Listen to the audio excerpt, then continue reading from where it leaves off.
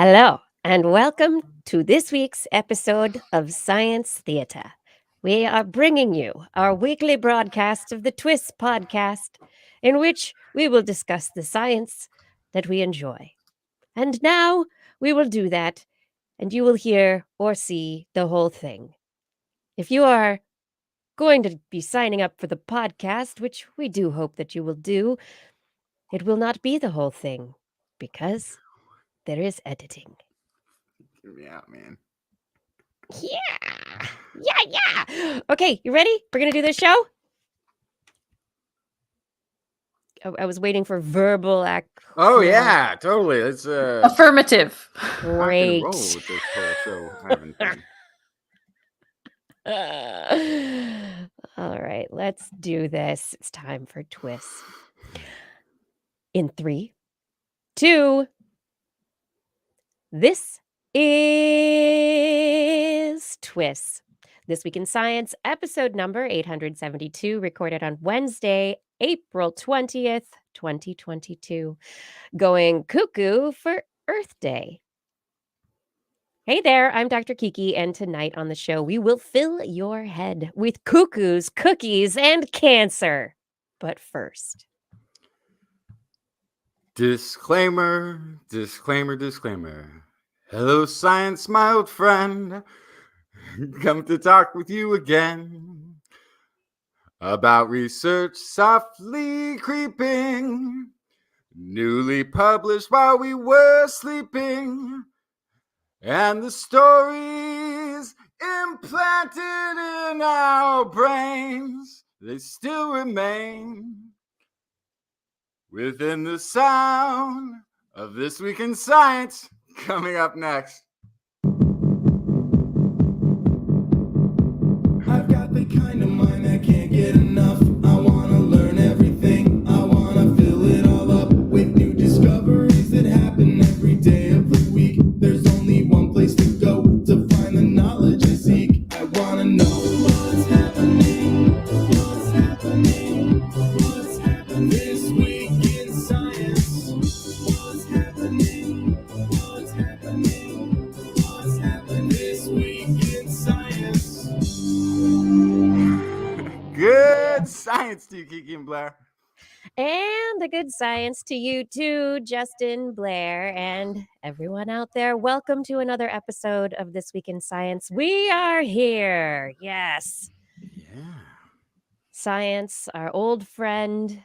Maybe to some of you, it's a new friend, but science is always a friend. So let's have some friendly conversation about all the science from the past week. I have stories of import. Well, excitement, because you know what? Today is International Cuckoo Day, but I'm not talking about that at all because Earth Day is coming on Friday. So I've got some Earth-based stories to remind us about this incredible planet that we live on. I've got some acceleration. What else did I have? Oh, yeah. I have the cookies that were in the front there. I've got COVID and a lack of imagination. So sorry to hear that. Justin, what did you bring? I've got a couple of sound stories. Right. A 500 million year old camera. That's old. And finally a good use for turmeric.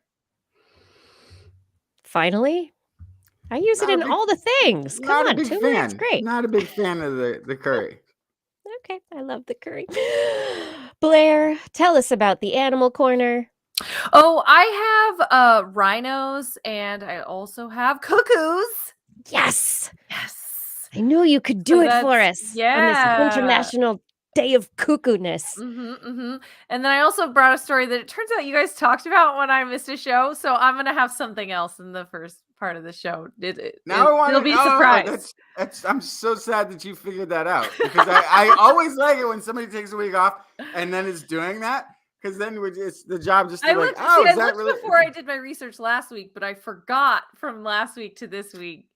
And there's always a lag for certain journals to publish things. So it looked like this week's news to me. Oops. It's old news. It's old news. We just want the new news. Oopsie. And now nobody knows what news we have been noodling about.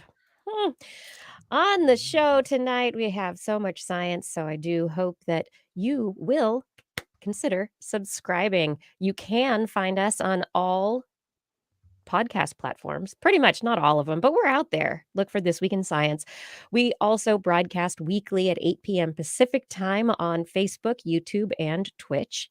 We are TWIS Science, TWISCIENCE, on Twitch, Twitter, and Instagram.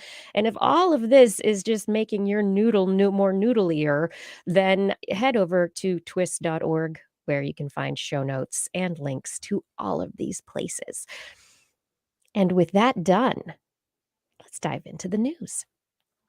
All right, as I mentioned, Earth Day is right around the corner, so let's start out the show with a little reminder about our wonderful planet Earth.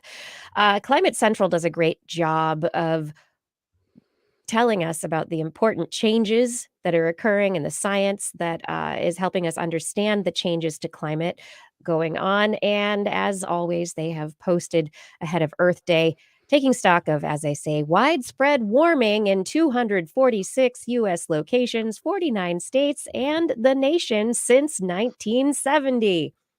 Why 1970? Well, that was the year that we first celebrated our planet, the first year of Earth Day celebrations. Since then, the United States has warmed by 2.6 degrees Fahrenheit, which is just almost, but not quite, to that 2.7 degrees Fahrenheit, which would be about the 1.5 degrees Celsius equivalent warming that the IPCC has warned against. So we're getting there. 49 states and 99% of 246 U.S. cities have warmed since 1970. The fastest warming city. This is your trivia for this week. Do you know what city it was? I feel like it's going to be a place that was already hot, but maybe that would be a place that was cold. It would be a place that was cold. That's cool. This one, actually, I was very surprised at. Reno, Nevada is the fastest warming city in the United States. But the fastest warming state is Alaska. You got it. Oh. Yeah. Absolutely. The fastest warming state is Alaska, and many northern states are experiencing a lot of warming, but really the Southwest is experiencing the largest amount of warming since 1970, other than Alaska being so far north. So we've got an increase in the concentration of heat-trapping gases and carbon dioxide in the atmosphere. Carbon dioxide has increased almost 30% since 1970, and temperatures are increasing, as we've been talking about. There is work that we can do. You can look into Earth Day celebrations near you. You can find, if you head to earthday.org, earthday.org is a great organization that is actually doing an all-day celebration. They're going to be doing webinars and all sorts of stuff all day long. And there are events all over the United States and around the world to allow you to take place in Earth Day. So this Friday, find your way to an Earth Day event or join the Earth Day organization online. Their theme this year is investing in our planet, because we do need to invest in it. We need to innovate and implement and make changes moving forward, because we only have one Earth. So I don't think there's any controversy about that at this point in time. No. There's not. No. I feel like we're going to be doing this show. I mean, and now we are 1 degree Celsius above the 1.5 that the IPCC said. Hey, you guys remember Florida? Remember when that was above water? I feel like it's just gonna slow train into global warming water world as we continue to like report on and talk about global warming. I'm becoming a pessimist. How could that ever happen? I don't know. I kind of feel like there's got to be some kind of that snarky side to you that isn't really pessimistic about the loss of Florida, that actually deep down inside this is optimistic. Longs for it. Yeah.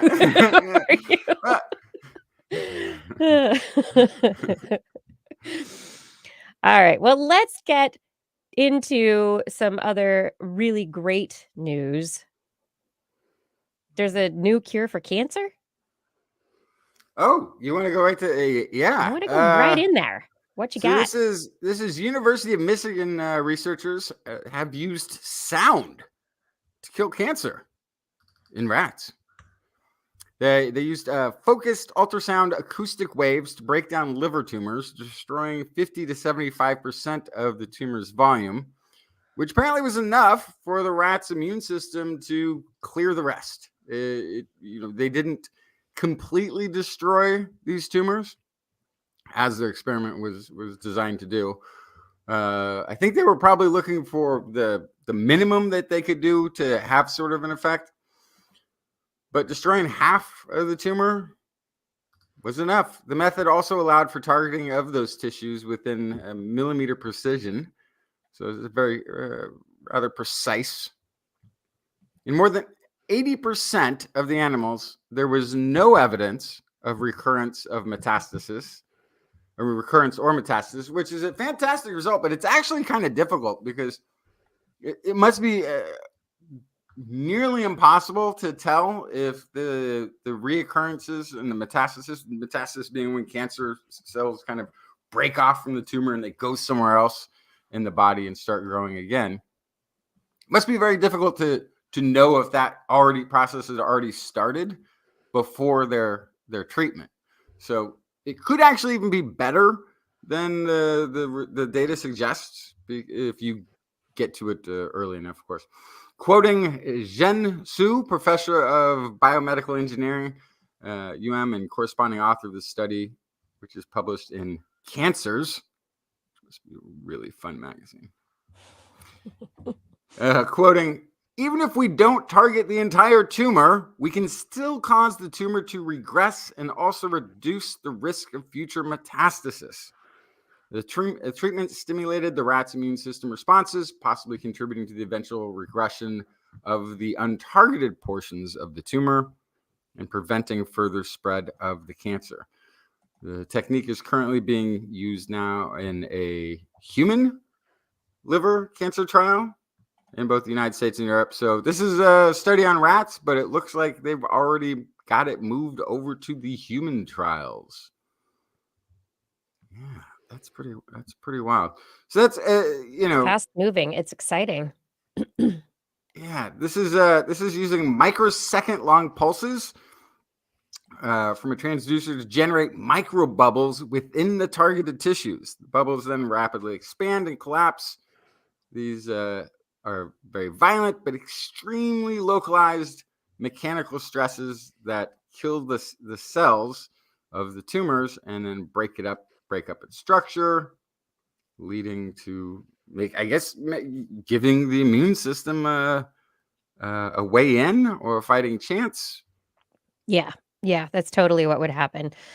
As long as the tumor is organized, it's able to use its cellular defenses, I guess the broken cellular defenses, to be able to maintain its structure and its form and protect itself. But as soon as you start breaking it apart, it can't do that as well anymore. I didn't unfortunately get enough into the details, but one of the things that cancer cells are doing is they're not communicating with the surrounding tissues anymore. So the other tissues are like, hey, you need to do some apoptosis. You need to turn off. You need to stop growing. And the cancer cells just don't pay attention. Oh, can't hear you. Exactly. La, la, la, la. But then all of a sudden, the micro bubbles and things are going, and they're like, oh, help, help, help. And it's like, oh, so you could hear us. You were just choosing to ignore us. Okay. Yeah, we're going to come help you. Yeah, we'll help you. So I don't know. but it's pretty amazing. And this targeting with sound is also non-invasive. So this is a high-powered, focused version, basically, of an ultrasound, which is completely, you take images of babies and stuff like that. It's not the same thing that they're using. But it's basically the same idea. So it's non-invasive. You don't have to do a surgery.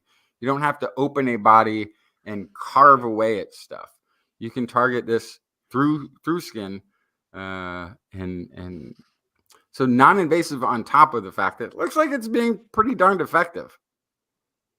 Incredibly effective. And because it's targeted sound, you don't have to deal with drug interactions. You don't have to deal with aspects of metabolites or other aspects of the physiology aside from, okay, what tissue are you damaging and what are the recovery processes of that tissue once the tumor has been ablated, I guess, damaged. Yeah, Yeah. exactly. Yeah. Right. The alternatives, surgeries, or you're right. Whole body radiation, it's pretty chemotherapy and these treatments, they're pretty extreme and they have a massive effect on the whole body's health.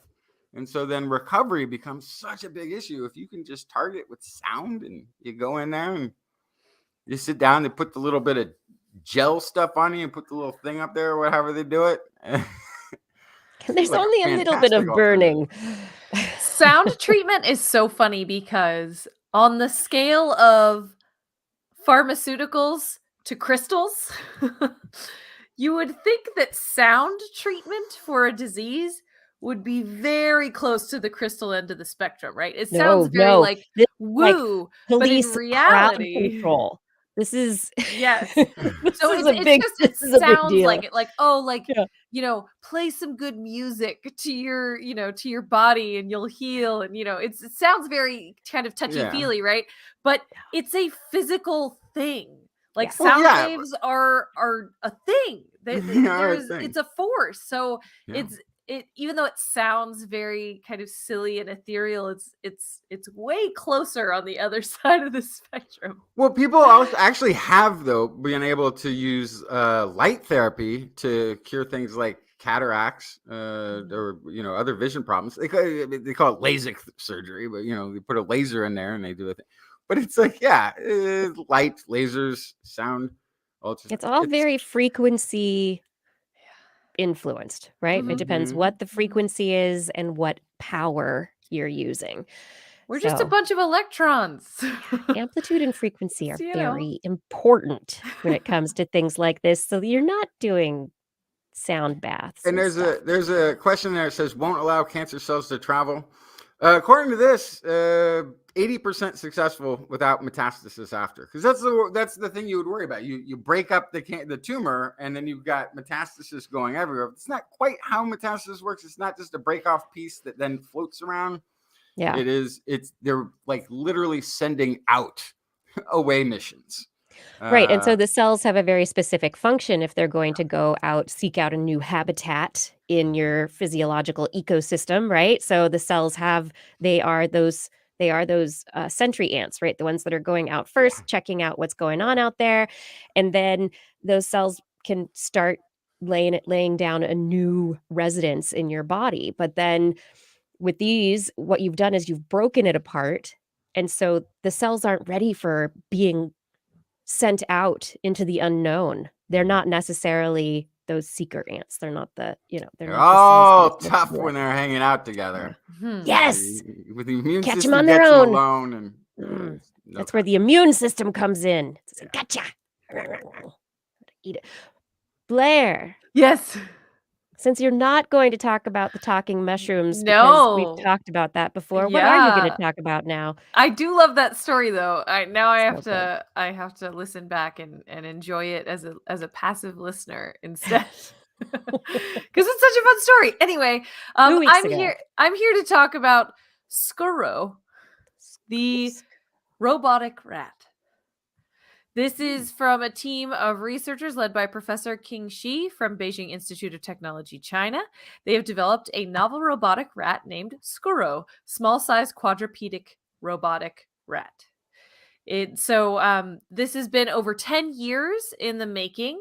They developed robots that were able to reproduce movement or behavior of rats. Originally, they were wheeled robotic rats that could do rat-like behaviors, but more recently, the wheels have been replaced by legs, more like Mad or Big Dog and other robots that we've seen. But the great thing about this guy is that he's rat-sized, so he's smaller. So if you're thinking about search and rescue and things like that, Big Dog is not going to go into a search and rescue experience and be able to come out, first of all, being able to enter narrow spaces, but also being able to bring out larger payloads.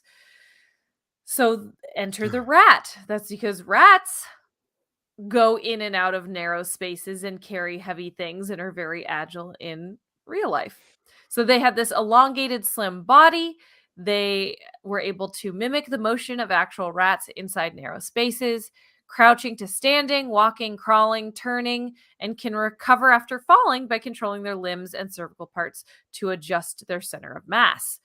They also pass through an irregular narrow passage, an inner width of 90 millimeters, and that is, 9 centimeters, crossed an obstacle with a height of 30 millimeters, and achieved stable locomotion on a slope with an inclination of 15 degrees. So that all demonstrates their application for inspection tasks inside narrow spaces. Why they had to give him a rat face, I don't know. There's not a real reason for that, other than maybe if they come across somebody who's trapped, it's less terrifying, I suppose. Yeah, their first one they were gonna do was a rescue snake. But people reacted even worse. Yes. And so that the other thing that's why does it have a tail too? Oh, that's probably for balance, right? To help it with the center of mass. That would make sense. Oh yeah, probably. Maybe. Okay. I don't know. Or maybe just for fun. But the really interesting thing about this is that they were able to carry a load equal to 91% of their own weight, which demonstrates superior payload compared to other quadrupedic robots. So our little SQuRo has potentially a bright future. I really need move over Boston Dynamics. I need my music video of SQuRo immediately, please and thank you. Also, don't kick SQuRo, please. That would be great. I hope no one would kick the little SQuRo. No. And hopefully this will be a friendlier rat to those individuals who are not fans of real rats. Yeah. Well, I think that's why they made it white also, is so if you made it like dark gray or black in a kind of dark covered up rescue operation, it could look like a real rat and scare somebody, right? But it's bright white. So I feel like they're like, oh, that's a rat-shaped robot. Got it. And it really is. It's got the ears, it's got a pointy nose. It looks like it might have whiskers. I wonder if they would actually add whiskers for sensory aspects at the front of the rat, right? I don't know. But you could have in the head of the rat. I mean, the reason an animal, a rat, a dog, a cat, us, we have a head in a particular shape is for us to be able to survive and sense our environment. The rat goes into little tiny places. The whiskers are able to sense whether or not they can fit in spaces. They can sense sensitive vibrations in the air. Their noses, which stick out in front, are able to scent any chemicals that are odorants that are in the air, and the eyes are up front to let you know what's going on. So I wonder if they're going to put a whole bunch of sensors up there now that they have all of the movement down. I did the CSI thing. I enhanced, and it does look like on this photo there is a little wire poking out of one side of the snout. So perhaps it is, to kind of judge how wide an opening is before they go in and get stuck. That's perfectly possible. It's possible. Yeah. Oh, SQuRo, what will you do? And what will you be? Hopefully save lives and a hero, respectively. Yes. You're my SQuRo. Okay. Let's move back to the Earth. We can talk about a little bit of research that is ongoing, looking into our oceans and our ocean currents. Back to this idea of climate change that I touched on at the very top of this segment of stories. A group out of Scripps Institution of Oceanography is working with an international collaboration to computer model simulations to look at the ocean surfaces. And researchers have been doing this, looking at the ocean and how the different currents move in the ocean. We know that there are very regular oscillations. There are gyres that occur around where continents meet oceans. And this week they published in the journal Science Advances their work that they used a bunch of computer simulations to confirm that as the climate warms, the surface of the air close to the ocean is going to the ocean's going to heat up, the air's heating up, and as that heating takes place, there's a lot of evaporation as well. And what is actually happening is that top layer of water on the ocean becomes lighter. It's almost as if because that evaporation is taking place, that it's lifting that little top layer of water. And because that water at the top, that interface between the air and the ocean is lighter, it's starting to move faster. And they're seeing surface currents speed up in more than 3/4 of the world's oceans as they simulated heating the oceans more and more and more. And so that's really interesting, because isn't that, well, I guess maybe it's a different dynamic that's doing the Atlantic conveyor belt.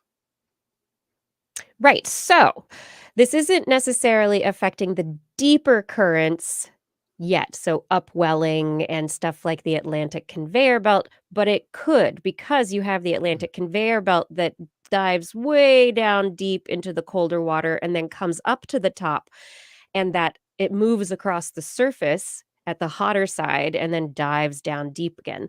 And so because the top part of that current is going faster, it could change the way that that convection current takes place. More so, what they're thinking about is what the implications are for removing carbon from the oceans, heating the atmosphere, and the ongoing protection by the ocean from overall global warming as it takes up carbon dioxide.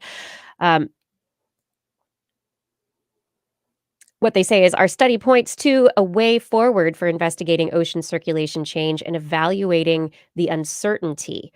And so there's a lot of uncertainty in how the oceans play a role in removing carbon, in how they how the changing speed of gyres in the surface of the ocean, where there's speeding up underneath, slowing down underneath, speeding up on top, slowing down underneath. I mean, that this could really be affecting greenhouse gas levels over time. And they don't really know exactly what the inputs are and how it all balances. And so now it gives them something to add to the climate models to make the climate models a bit more accurate.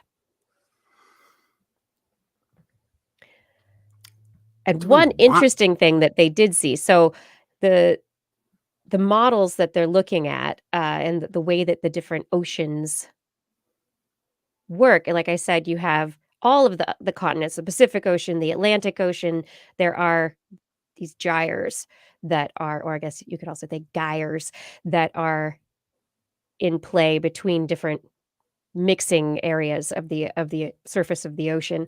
The only place that these don't take place is around Antarctica. And since Antarctica is at the very southern pole, the Southern Ocean goes around Antarctica. And so you have these westerly winds that just go around and around and around Antarctica. And their models do have those speeding up. And indeed, last year, Scripps scientists detected from space the Antarctic circumpolar current is speeding up.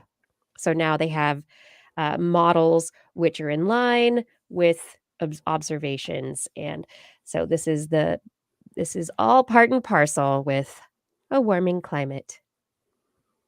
Speeding currents, zipping along the surface of the ocean. It'll change the way that rain is distributed and that air is pushed because the air and the ocean come together. And so there will be more extreme weather events, which already were going to increase because of climate change. And so now this will make them increase even more. Yeah. And eventually, the end of Florida. So it's not all bad. Oh, boy. Unless you own property in Florida. Well, less landmass is a problem no matter what, because there's a lot of humans. Yeah. Oh, yeah. They'd have to go somewhere. They have to go somewhere. Yeah. We need to reverse this thing. Yeah. I kind of like the fact that they're all the way down in Florida. Yeah. Plus, where will all the alligators live is my whole question. Because they're freshwater critters is the thing. Montana. They'll just move back.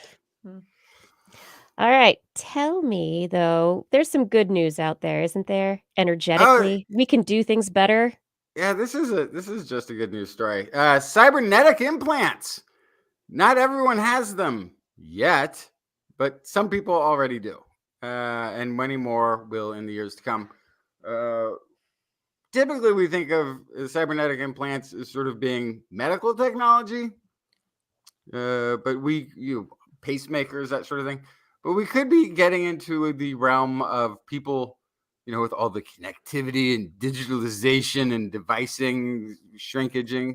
People might just get tired of losing phones or carrying stuff around and just start implanting things. Some people have already started doing this. So the number of people using implanted electronic devices is only going to get bigger. Currently, batteries of body implanted devices, they need to get replaced occasionally. And how do you do that? Surgery. You have to cut open and go to the device and take it out and change its battery or plug it in and put it back in, however you're going to do it. It requires surgery to take a thing out and put it back in. And most people don't like having surgery done. There's other health complications that are potential infections and that sort of thing. So why not make them just charge wirelessly? We have, so electromagnetic induction. That's what we typically think of when we think about wireless charging. That's the thing that smartphones can do. Some smartphones can do. Wireless earphone devices are doing this already. You get a mattress pad that's a charging, right? You just lay down to sleep. You charge everything. Oh, that's a different all thing. At once. It's a different way. Oh. So the usage of that is going to be limited, though, because waves from electromagnetic induction don't pass through water or metal. So you have a short charging distance to begin with, and humans are mostly water. And if the device is made out of metal, the battery inside is not going to be able to charge. Also, the heat that's generated while charging is enough to damage tissues. On an electronic device, when you're charging it, that heat normally just sort of dissipates into the air. It's not a big deal. You probably don't even notice if you pick up even a phone that's been charging for a while that there's any heat. But tucked into the body where that heat has nowhere to escape, it builds up and damages tissues. So there's no way to do it until a new wireless charging technique by the Korean Institute of Science and Technology, KIST. They've discovered a way they can use sound to charge implant batteries without having to replace them. Research was led by Dr. Hyun Chul Sung at the Electronic Materials Research Center. It's an ultrasonic wireless power transmission technology. Now, Kiki, I don't know if you know, but there's if you check the show rundown in the notes section, there's a couple of videos of this thing working. So they adopted this ultrasonic waves energy transmission thing, converts ultrasonic waves into electrical energy using the triboelectric principle that allows for the conversion of small mechanical vibrations into electrical energy effectively. And they use a crystal. That's cool. I mean, that's a really, really very cool application of the triboelectric effect from crystals. Yeah, so you've got the video up. So Really this is interesting. 200 individual little LED diodes. And it's going to power them with sound. When they turn it on, there it is. It's working. And then, so they did that. And then they also, and then the other video that's up there, they used it, they charged through a chunk of pork. There it is. They got it up on one side, down to on the the other. experimenting, I just... But look, you can see the power is making through that big chunk of pork because... And it did not cook the pork. That is the crucial point. Didn't cook it and was able to... And so... yeah, so basically their systems looks like it's working. Dr. Song explains, the study demonstrated that electronic devices can be driven by wireless power charging via ultrasonic waves. If the stability and efficiency of the device are further improved in the future, this technology can be applied to supply power wirelessly to implantable sensors in deep sea sensors, in which replacing batteries is cumbersome. So apparently we have under the oceans cables that do all of the global communication connectivity stuff. And there's sensors down there that monitor, I guess, the health of the cable or the things are working. And every once in a while, some poor sap has to swim down to the bottom of the ocean. I don't know. Just take a submarine, have some sort of, I don't know how they do it. They go down and have to change batteries on one of these things. This is ridiculous. They forgot to thread a power line down because wouldn't that be all it took? They forgot to do that apparently, so they've got batteries. Well, if what you're doing is you're using a sensor to detect whether or not there's corrosion of a line that would influence the ability of that line to allow communication or electricity transfer, then you don't really want another line that could be corroded in the process. So you probably have a whole packaged system. I guess you're right. Yeah, but still, interesting. There are probably all sorts of uses underwater for chargers, a way to charge things up, right? Yeah, this sounds like. I mean, I got to charge my cell phone when I'm diving. I got to take those cute underwater pictures. Without the example that they offered, I don't think I would have imagined any time reason to need to charge something underwater. Like I would you need not to have charge been able... your solar sub when you're too far down for the sun to when you're in the aphotic zone, then you need to charge it. But charging it with what? Like if you have a thing that's charged with a battery, you just would have. Why would you? That's like a whole extra step. Just have that much more battery available. Like it just didn't make sense. Why that would be. So it has that one industrial purpose, and then all of the implantable. I'm going to imagine there's more industrial purposes than that. There's a lot of stuff that we do underwater or even at the surface of water that could involve the need for wireless battery charging. I'm gonna think that we are a wet planet. I'm going to trust that scientists know what they're doing here. But they're just making things up. No, it sounds. We need to write that down in the broader impact statement. It sounds problematic to have an implanted thing that is going to get charged via the water inside your body that runs on electrical impulses. It scares me. Well, but I mean, the thing Blair, is, people you're scared already have too many things like that. This will be fine. But people already have like pacemakers. Yeah. I mean, that's just the thing. And then every once in a while, What they do have to those have run on? What do pacemakers run a on? battery. A And battery that you has have to to be do replaced. surgery and have it And be with replaced. like you have a date that the battery is good till, and sometime well before that date, you need to go in and have surgery. Wow, And while they open up your chest and That's take wild. the device out and change the battery real quick. And there Well, are put a new other one in. devices that they actually have the power cable coming out of your head, say for retinal implants or cochlear implants. Sometimes the batteries are actually they're in your skull, or they have cables coming out, and you plug a battery into it. So it makes things a lot simpler Wow. to be able to have the power generation Yeah. And you could internalized. Yeah, and you could and build it into your pillow, right? So when yeah, you're charging your body and the mattress, you've got the just pillow charge there charging everything. your retinal Yeah. implants. That's There you go. interesting. I love it. Whew. Well, this might be the time for anyone who has a bag of Oreos out there. Now that we're talking Yes. about getting charged up. I'm really glad you brought this story. I almost brought it because I liked it so much. Let's talk about Oreos.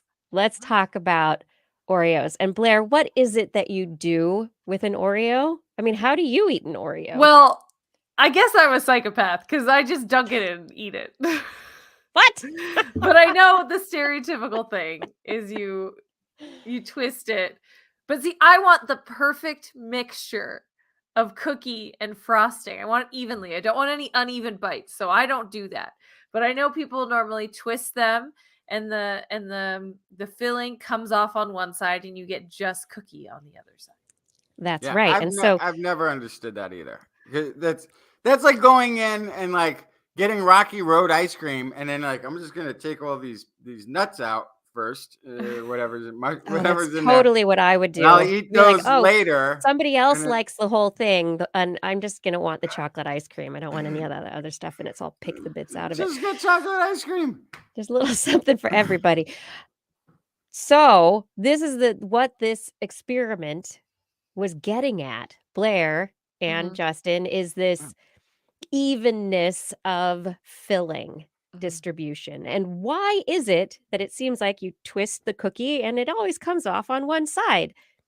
Are there reasons or ways that would make it come off evenly, where you have half of the frosting on either side of the cookie? We don't know exactly how the magic of the Oreos happens, but this team, they from MIT, they went through about 20 boxes of Oreos, including regular, double stuff, and mega stuff levels of filling, and regular, dark chocolate, and golden wafer flavors, to answer the question of whether or not the the filling would ever separate evenly. And no, it did not. Why did they do this experiment? How did they do this experiment? The researchers who were involved in this are rheologists. And you may say, what is a rheologist? What is? What is rheology? Well, rheology is the study of how non-Newtonian, well, not just non-Newtonian, but how material flows. How non-Newtonian material flows when it's twisted, pressed, or stressed. Does it flow? Does it crack? Does it shatter? Does it stretch? Does it ooze? So engineers need to know these kinds of things for not only developing materials, but all that can be used in various solutions to engineering problems, but also fixing materials that we're currently using. So apparently the study of rheology is used to study concrete. It's one of these things. Anyway. What? That's not a non-Newtonian fluid. Sure is. But I guess before it dries, it is. There you go. Wow, I would have just thought it was a normal fluid. Yeah. Yeah, so they in this wonderful study, they put an Oreo cookie into a rheostat. A rheostat is a device for studying the forces involved when twisting and stressing a fluid material. They glued two sides of an Oreo to either side of the rheostat and then set about twisting the Oreo with different amounts of force. They used pennies to adjust the force that was to balance it and to adjust the force that was used. They twisted their Oreo cookies and were able to see what happened to the filling inside. And it never splits evenly, ever. Never, ever, ever, ever, ever, ever, ever. It always only comes off on one side of the cookie or the other. They did see that there were certain aspects to where the cookies were in the tray that was in the package that determined whether or not the filling came off on the right side or the left side of the cookie.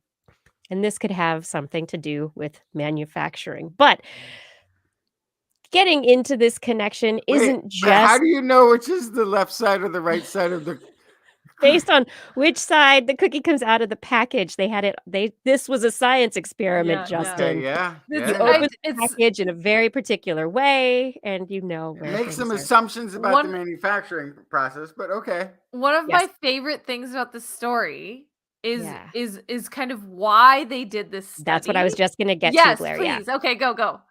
Right. So this is this is an experiment for helping people understand the science of rheology and why we use it and how these forces work and potentially apply to our everyday lives. The team's study was really an attempt to make rheology accessible to people. And they actually have a 3D printable Oreometer. And this is a device that that people can print if they too would like to stress out Oreo cookies.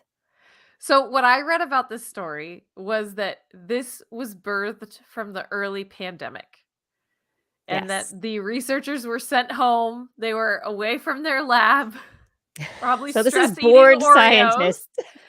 They were thinking, what science can we do right now? Away from our labs, away from the studies we were working on.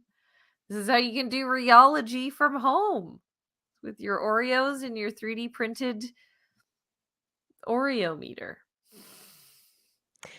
And the 3D printed Oreometer will allow people to be able to, in classrooms, Mm-hmm. be able to approach this Oreo science in a really engaging, a really engaging way that students will be excited about. Eat your cookies, give them a twist, do your experiment. You can make some hypotheses, learn engineering, learn physics. It's all good. So let me ask this. Is this the first kind of weird left base research we've read that was birthed because of the shutdown? Because the timeline is right? That these It is things have kind of exactly moved through the right. data processing, the publishing, all of it, peer review. So maybe we're going to see more and more of these wild studies popping up in our journals that we go through every week because those early pandemic studies are now being released. I would guess also that the fish robot car might Yes, have been one of that's a fair those, one, but yeah. nobody admitted it. Somebody was sitting at home talking to their fish going, I wish you could walk. I wish I could take you for a walk, little Yeah, goldfish. That's the And only so they time I'm did. allowed to leave the house is when I walk around the block. You should come with me. Mhm. Yeah, but I Oh, do man. hope that we're able to that there will be more of these kinds of fun experiments. Science is fun. Yeah. Science can be serious, but it's also a lot of fun. Yeah, And that's- scientists find way to do science, which I think is that's the thing about this study that I got really excited about is like, they got sent home away from their lab. They're like, they're sitting there eating their Oreo. They look at it. They go, we can make this work. Yeah, Yeah, I suppose if you're a rheologist, was that what it was called? RHEOLOGY. The Rheology. opportunities abound for twisting, scrunching, squishing, whatever. Like that's those are operations True. that really happen to materials around the house all the time. And we're going to need a lot of that. Let's make sustainable squishables. Sustainable, squeezable squishables. I don't know, twistable things. Twistable. Twistable. Very good, Blair. This is This Week in Science. Thank you for joining us for another episode of our science program. We hope to talk every week about science. We can do that with your help and with you and your friends. So please bring a friend to TWIS next week. All right, let's come back to a COVID update. Boop. Are we still doing that? Yeah. Beer, beer, beer, beer. Wacka, wacka. All right, so Tell me there's good news. There's some interesting news. It's been too long. It has been too long. Everybody, I finally got COVID fatigue just today. Today? Yeah. Took me a while. I've really actually, for the most part of the pandemic, I've just really enjoyed exiting society. I was fine with it until today. Today's and now the you're day. done. It's a nice day outside, and I want to go to the zoo. And everything's open here. There's people everywhere. Everything's open, but I'm still being cautious and having fatigue. So I guess it's my own fault for not wanting to get a novel virus. Yeah, we don't want to get the novel virus for the main reason that not just can it lead to very severe disease, but usually only in a subset of the people who get infected. But a new study out of UCLA finds that in their study of about 309 people with long COVID, that 30% of people treated for COVID-19 developed post-acute sequelae of COVID-19, or PASC, which is what they are calling long COVID. 30%. And what? Wait, 30%. They got what? Sorry, I don't understand. The common symptoms of this PASC, which is post-acute sequelae of COVID-19. We'll just call it long COVID. The COVID persistent symptoms in the 309 people that they saw with long COVID were fatigue and shortness of breath, about 31 and 15% respectively in hospitalized persons, and a loss of sense of smell in outpatients. And this is interesting. I guess my cousin had COVID, lost his sense of smell, didn't get it back for like 9 months, and it's still not all the way back. So yeah, loss of sense of smell, that's a big one. But otherwise it's totally fine, apparently. So there were a bunch of people that they looked at between April in 2020 and February 2021. They saw this 30% of people at UCLA's COVID ambulatory program develop long COVID. This seems in line with other studies that have been looking at outcomes of COVID-19 and the persistence of symptoms. So about not all people, but the people that they did see developing long COVID were people more likely to be hospitalized in the first place. These individuals were people with a history of hospitalization, diabetes, and higher body mass index who were most likely to develop it. Interestingly, those people covered by Medicaid, not commercial private health insurance, were less likely. So people with Medicaid were less likely to get long COVID. People who had undergone an organ transplant were less likely to get long COVID.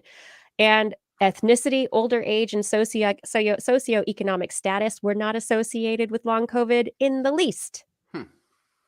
So there were some surprises to the study, but it's still a small study, very probably unrepresentative of the general population. I think one thing it does illustrate, though, beyond a shadow of doubt, is that all senses are not on the same level. Like, we've known about the loss of sense of smell as being an effect. Nobody really cares.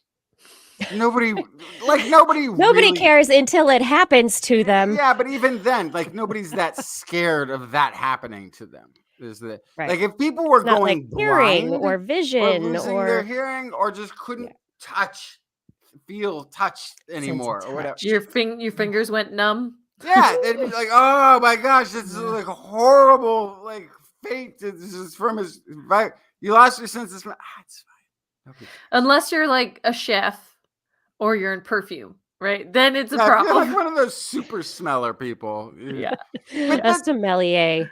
That's not going to work. Oh yeah, that would be a bad one. But that's such yeah. So. Long COVID, it's a possibility for a large number of people. We still don't really understand who's going to get it versus who doesn't. Really what it is a persistence of certain symptoms longer than 90 days. So if you, after 3 months, 2 to 3 months, still have symptoms, then you're really in the long COVID range or with this post-acute COVID. Post-acute sequelae. Can we take a second to acknowledge that, though? I feel like that's an important piece of information. 90 days of COVID is normal. That's not long COVID. Right. It can stick around for a while. Yeah, and I think that's the part people keep forgetting is like, oh, you can get it now. It's not as bad now. You still could be sick for 90 days. Maybe you're just fatigued a little bit, but that's 3 months of just being really tired and feeling less productive and less able to do things. You really want that? I don't know. But people want this to be over, and at this point in time, you already have that. Wait, what happens if you have it anyway and you get it worse? What if you're already kind of listless? Right. And then you get and then when you can just not get out of bed at all? Is that what happens? You get possibly, or are you like immune to it? Like, I'm already very lazy, and so there are multiple viruses, that are these lots of viruses that are out in the world to be worried about. Some of them are more transmissible than others. Newer variants of COVID are even more transmissible, and we are getting into the wonderful Omicron subvariants. BA.2 has a new sublineage that's taken over very quickly.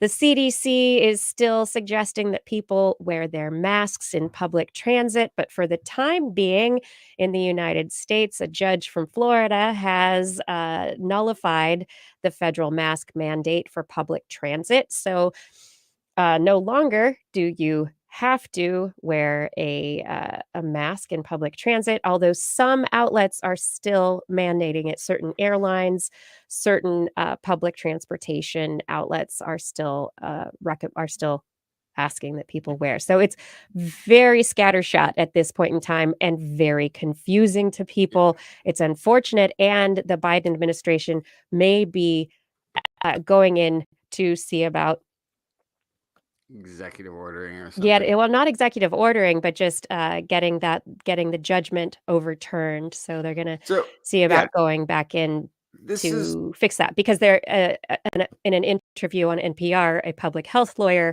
this morning stated that this has bigger implications for future pandemics and future issues where you have interstate travel between states that the states can't cover, and if this judgment is allowed to stand, it potentially will keep the federal government from being able to fill in those gaps that the states can't fill in for public health.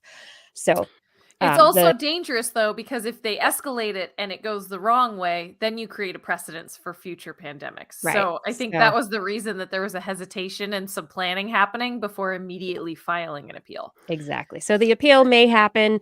It's very likely to happen. But they need to really get their ducks in a row to make it right. And in the meantime, the CDC is sitting back going, well, we recommend you wear a mask in public places. But there's no teeth anymore.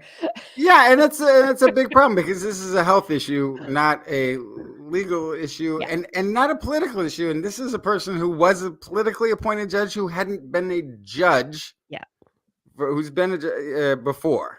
They got it was like they hadn't even tried a case in court before. Like they have literally no experience for the job, and they're getting to make a huge public health policy change. Well, she's been a judge for a while at this point. A couple she's been a judge for a while, and she was a judge. She just hadn't tried things in a particular way before getting the appointment.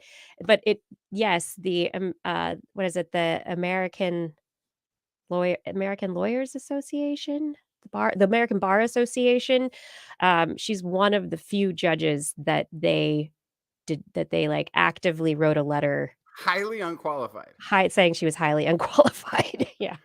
Not recommending her for her appointment. In the chat room points out, in future, Florida won't exist, so we won't. That will include all of it's Earth Day. Bringing us right back around to Earth Day. So we have to track COVID, these wonderful systems in our wastewater at this point. There's a huge system that across collaboration across the country where we are now monitoring wastewater for viral particles of COVID. It's giving us a heads up as to COVID levels around the country. This is potentially one reason why testing has been on the decline so much. However, a new study out of Stanford University has just found that some patients can shed fragments of the virus from their feces for up to 7 months past their initial infection. This potentially, they think, plays a role in long COVID symptoms in their group of study subjects. They had 4% of their study subjects did have long COVID and were still showing viral RNA 7 months after they had been infected. They found traces of SARS-CoV-2 viral RNA in the feces of just under 50% of their study cohort within a week of the initial diagnosis. 4 months later, 12.7% of the patients were still shedding. These are not infectious particles, they say. These are just viral fragments, but it is indicative of a persistent infection within the gut, and that SARS-CoV-2 is hiding out in the digestive systems of some individuals. We don't know why, but this does add a question to how we're surveilling our wastewater systems, because if you do have a certain percentage of the population that have these ongoing persistent gut infections, how does that affect your measurements? And so we just need to put that into the math and make sure it's in there accurately. Well, before that, at least it's a better safe than sorry scenario. So worst case scenario, we're overestimating how much COVID is in a population, not under, which would be bad. Right. So. Yeah. It's probably better to overestimate, but you don't want to be misestimating for this at all. Right. And so how do we track whether or not people still have long COVID, when they're infected with something, when they're not infected with something? What about like all these symptoms that people talk about when they get their vaccine? Like, oh, what if there was some way to really easily track all this stuff? Oh my God, people wear smart devices. 2 studies out this week, one out of the University of Michigan, examined the effects of COVID-19 with 6 factors derived from heart rate data. They followed University of Michigan students and medical interns across the country, and they discovered signals embedded in the heart rate indicating when individuals were infected with COVID and how sick they became. They found that people with COVID had an increase in their heart rate per step after symptom onset, and those with a cough had a higher heart rate per step than those without a cough. They also found other symptoms, the circadian phase uncertainty, the body's inability to time daily events increased around COVID symptom onset. Daily basal heart rate tended to increase on or before symptom onset. And researchers think this might have been because of fever or maybe anxiety at, I might be infected. Oh my gosh. Heart rate tended to be more correlated around symptom onset, which could indicate the effects of stress-related hormones like adenosine. So, interestingly, this could potentially lead to future studies or future use of heart data to understand infection in not just COVID, but in other illnesses like the flu. And just if people monitor certain factors of their heart rate, it could give people an indication that maybe they're infected with something before they would know otherwise. And additionally, another study out of La Jolla, Scripps Research, they just published in NPJ Digital Magazine their censored data on sleep activity and heart rate from 5,600 individuals that were involved in the digital engagement and tracking for early control and treatment study that was launched in March 2020. And this study was looking at wearables to try and to see how vaccination affected physiology. And they showed that average resting heart rate of study participants increased significantly the day following vaccination, peaking 2 days post-vaccination and returning to normal 4 days after the first dose and 6 days after the second. In addition to increases in resting heart rate after being higher after the second dose of Moderna versus the Pfizer-BioNTech vaccine, the study suggests that prior COVID-19 infection was linked with a significantly higher resting heart rate increase after the first vaccine dose relative to those without prior infection. Women experienced greater changes in heart rate than men in the 5 days following vaccination. Individuals under the age of 40 had higher changes in resting heart rate than older adults only after the second dose. And they didn't really see activity and sleep patterns change very much. But this gives data where we haven't really had data before. They looked at 2 weeks prior to vaccination and 2 weeks after vaccination to be able to actually see that there were changes in physiology due to vaccination, which is people talk about, oh, I didn't feel good. I had a fever. I had this, I had that.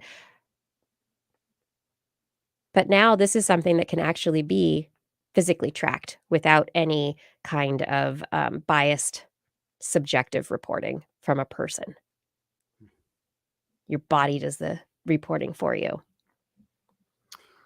Well, I have to say, thanks to these stories, I am over my COVID fatigue, and I'm back on high alert and ready to not go out and do anything again. Yes. Thank Get your you. wearable. Get your little smartwatch, whatever, fitness band. Get you there. This is This Week in Science. Thank you for joining us for another episode. If you are enjoying the show, please head over to TWIS.org and click on the Patreon link. Patreon is how we support the show. Listeners like you can donate monthly from $1 to $1,000 a month. If you choose to support us at $10 or more per month, we will thank you by name at the end of the show. We really can't do this without you. Thank you for your support.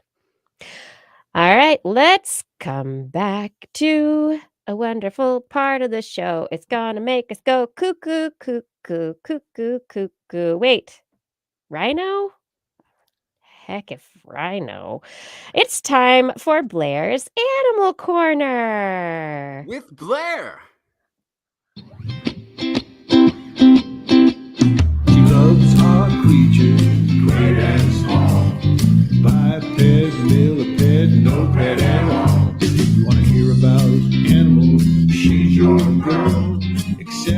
4 giant pandas and squirrels and What you got, Blair? I have cuckoos in honor of International Cuckoo Day, but Woohoo! it's not good news for the cuckoos, actually. Oh, Uh-oh. So cuckoos, what are they famous for? Egg. They put the egg in the other nest and then they take Yes. off and let somebody Yes, else. I think what you're saying is brood parasitism, and you know what? You'd be exactly right. Yep. So cuckoos smuggle their eggs into foreign nests, and then they hatch early, which allows them to grow quicker and beg more loudly for food. And then the host birds feed the cuckoo and starve their own children to death. Such a happy Yeah. story. That's what cuckoos do, and that's how they survive. And they have been doing this for 2 million years. And the way that they get away with it is they mimic the color of the host parent's eggs. The study that I wanted to report on tonight is all about the color of those eggs and how evolution might actually be fighting back against these cuckoos. Because if this was a super effective strategy, this is my own editorializing, is if this was super effective, there would be so many cuckoos and so much less of other birds. But it's effective enough that cuckoos survive, but host species still are able to maintain. So what is going on here? There's definitely an evolutionary arms race happening. As these cuckoos get better at forging their egg colors, there has to be evolutionary pressure to work around that trick. And so this study was looking at the color of eggs and how cuckoos inherit the color that they would use on their eggs.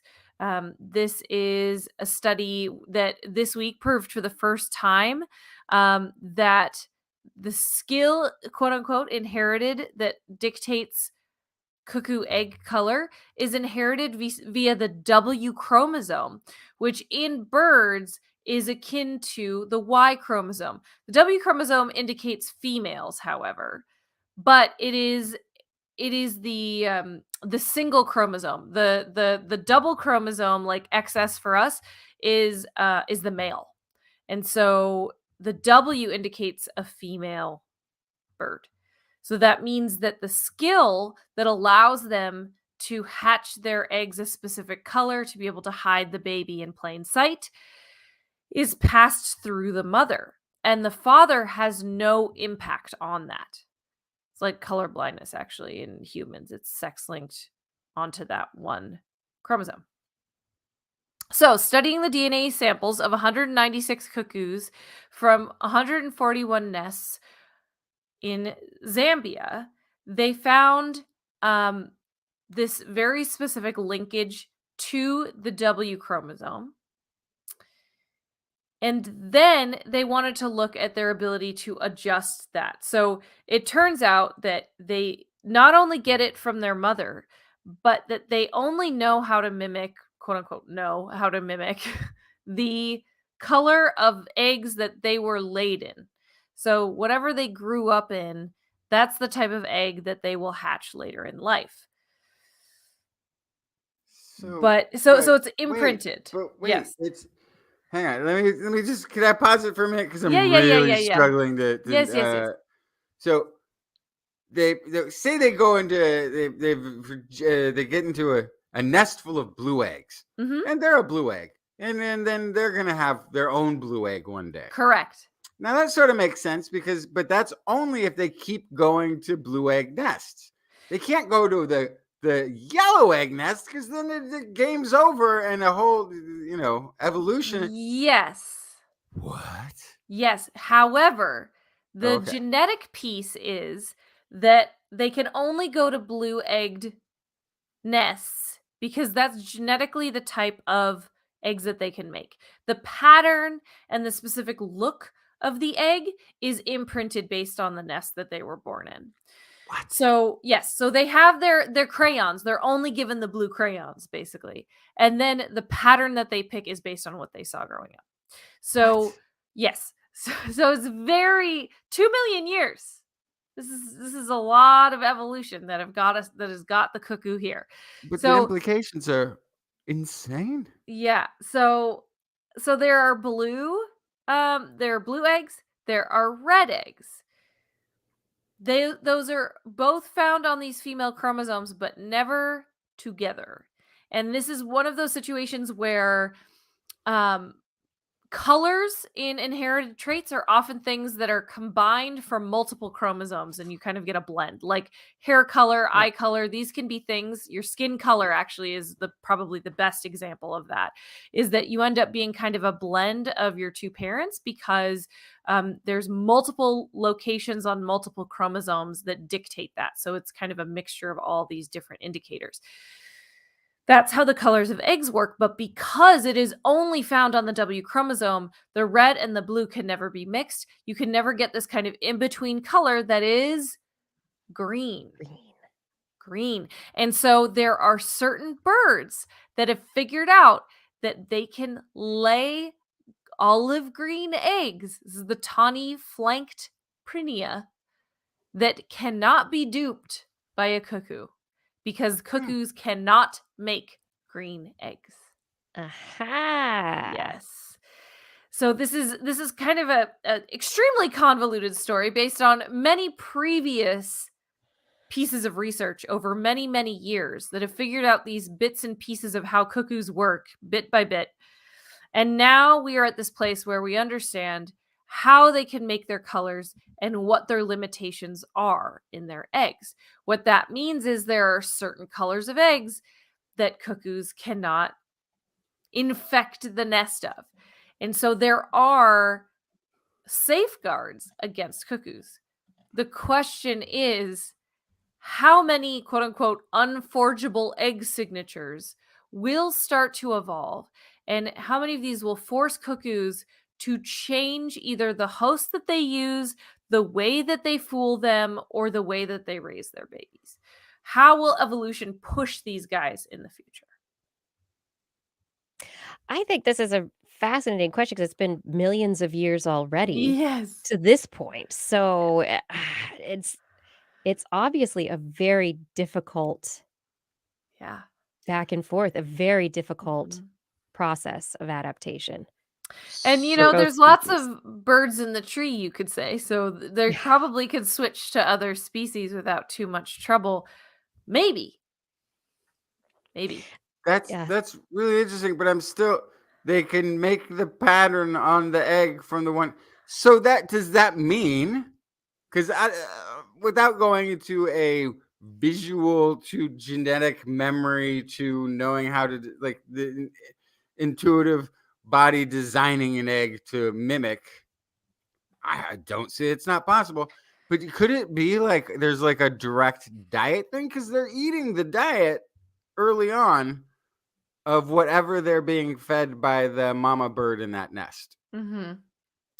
Could It's that hard for me to That believe would the make more diet would sense. be Yeah, wouldn't it? Like variable I'm like enough. even that pathway is like, okay. So how does that work? But like, because then you're talking about something that's imprinted by their diet that then affects all of the eggs, which I guess is how that works. I think it's know that more part. likely that there are genetic markers, many genetic markers on these host birds' DNA that tell them how their eggs are going to pop out. And that over time, cuckoos have kind of pigeonholed themselves into specific species and specific locations of specific species, and that their repertoire is not that large. Yeah. Okay. I don't know. It's a very good question. I think a lot more research needs to be done to figure out what level this imprinting is, what level the genetic coding is, and how it all works in concert, and how much you could take it. Could I take a cuckoo from 500 miles away, stick it in a host bird nest, and have it reproduce the same eggs? That's the question, right? Because Yeah. because There's so much going on with cuckoos. I need a cuckoo twin How does it study work? now. Yeah, exactly. Well, that's going to be hard because, there's usually only ever one in the Yeah. We're gonna have to do some cloning. Mhm. It'll be fine. This is project well worth pursuing. Yeah. That's Speaking mind-blowing. of cloning, actually, that's a very good segue into my next story. Because black rhinos may soon be saved by cloning. We know about that. But before we can save them, we have to stop them from going extinct right now. And so that's more what this study is about. This is from University of Manchester, working in collaboration with Kenyan conservationists and scientists. They wanted to look at data from the critically endangered Kenyan black rhino populations to see how the impacts of individuals change the expectations for the viability of populations. That's a lot of words to say. They wanted to know if it mattered which rhino gets poached. So what they found was that poaching combined with individual rhino reproductive variants, or as they call it elsewhere, reproductive skew, which I like that term a lot, reproductive skew, or how successful the mother rhinos are at raising young, leads to a greater than first thought risk to the survival of the black rhino. What they found is that reproductive variants increased extinction risk by as much as 70% when they combined it with poaching. That's because indiscriminate killing, if you're just killing whatever rhino, means it's possible you could kill a very important rhino. There are some rhinos that are very good at having babies, do from an early age, and contribute a lot to their population. There are others that start later, get pregnant less often, die sooner, any number of things. And so individual rhinos have different impacts on population viability. They have not included reproductive skew. I know, black rhinos are so cute with their little lip. Black rhinos have not been included in predictions of future population growth for many endangered species because it requires detailed individual breeding histories, constant monitoring, all sorts of things like that.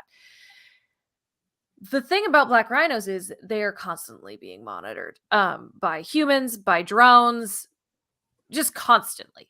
Because if they weren't, they'd all be gone, unfortunately. It sucks. I hate it. But ultimately, if somebody was not there watching all black rhinos at all times, they'd already all be poached. So to be able to monitor rhinos already means they're a perfect kind of case study for looking at reproductive skew, labeling specific individuals, and protecting specific individuals more than others. So if you have limited resources to protect rhinos, you can identify specific subpopulations, specific family groups, specific individuals that need the bodyguards most.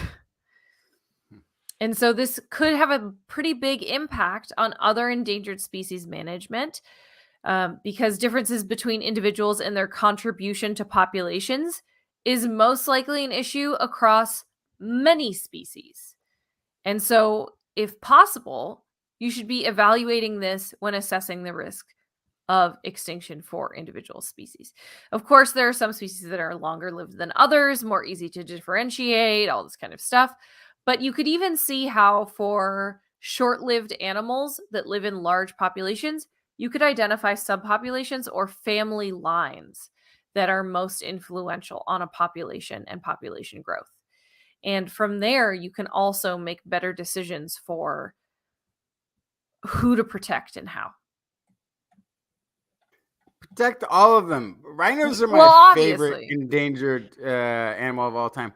And, they're like one of those megafauna that if you were looking at this and it was like, in the fossil record, there was this giant friendly creature that had giant horns on its nose. You go, oh wow, that's a weird thing that couldn't live in the modern age. That thing's too big and weird. And they're here They're still, so cool. and they're the sweetest. They're snugglers. Go watch them like They play together. They snuggle together. They're big puppies with horns. But I on mean, their head. ideally, it's not just because they're cute and they're sweet. Ideally, it's because they are important parts of their ecosystem, certainly and are. all animals deserve the opportunity to live and not course. be hunted just for a horn or, Yeah. you know, A horn But- that is chemically exactly the same as your fingernails and your hair. It's just keratin. yeah. So the- it's and Justin, you're right. We should protect them all. But they're still getting poached somehow. yes. So it's not effective. So and that's the problem. Is you can't put fences around wild animals and have them still have the same impact on their ecosystem they did before. And if you can't put fences around them, like think about elephants. They can walk thousands of miles over a matter of days and they completely change the ecosystem as they walk through it. So you can't kind of create a perimeter and secure it. That's not something you can do. So you have to be realistic that, again, we share our planet with lots of different people with lots of different resource needs and values and abilities and pressures, and in the end you have to find a way to work around what we currently have. I would love to create a world where endangered species are free and won't be trafficked and there's a million pangolins on every tree, and Create a I'd love world it. where there are no endangered species, Yeah. where everything is living in harmony. Yeah, the only endangered Sustainably? species are endangered because there's too much selective pressure and they're an evolutionary dead end. Yeah. Ah, exactly. Dead end. Anyway, on this Earth Day, think about rhinos. Don't buy any poached animal products. Ask what things are made of when you buy things when you're traveling or you're buying things from an antique shop. Don't buy them. Yeah, or do some research on population dynamics and help save them in the future. Yes. Thank you, Blair. Yeah. Justin, what do you have for us? I've got a 500 million year old camera lens. Sweet. Yeah. Or rather, a 500 million year old trilobites vision that has been recreated in a camera. So, trilobites had compound eyes, which is a single big eye that's made of tens of thousands of tiny independent cornea lenses. We've got little light sensitive cells in there in this one giant eye. Now, there's one group, though, the Dalmanita socialis, had something very unique. They had two eyes two of these compound eyes. Each one was mounted on a stalk and composed of one lens on each that bent light in very different angles than each other. So one of their stalks was set to see things super close. So something they wanted to eat flies right in front of their face, they can get it. And the other eye was designed to look really far away, as far as 1 kilometer away. So that if something was going around looking for trilobites to eat, it could see it and stay out of its way.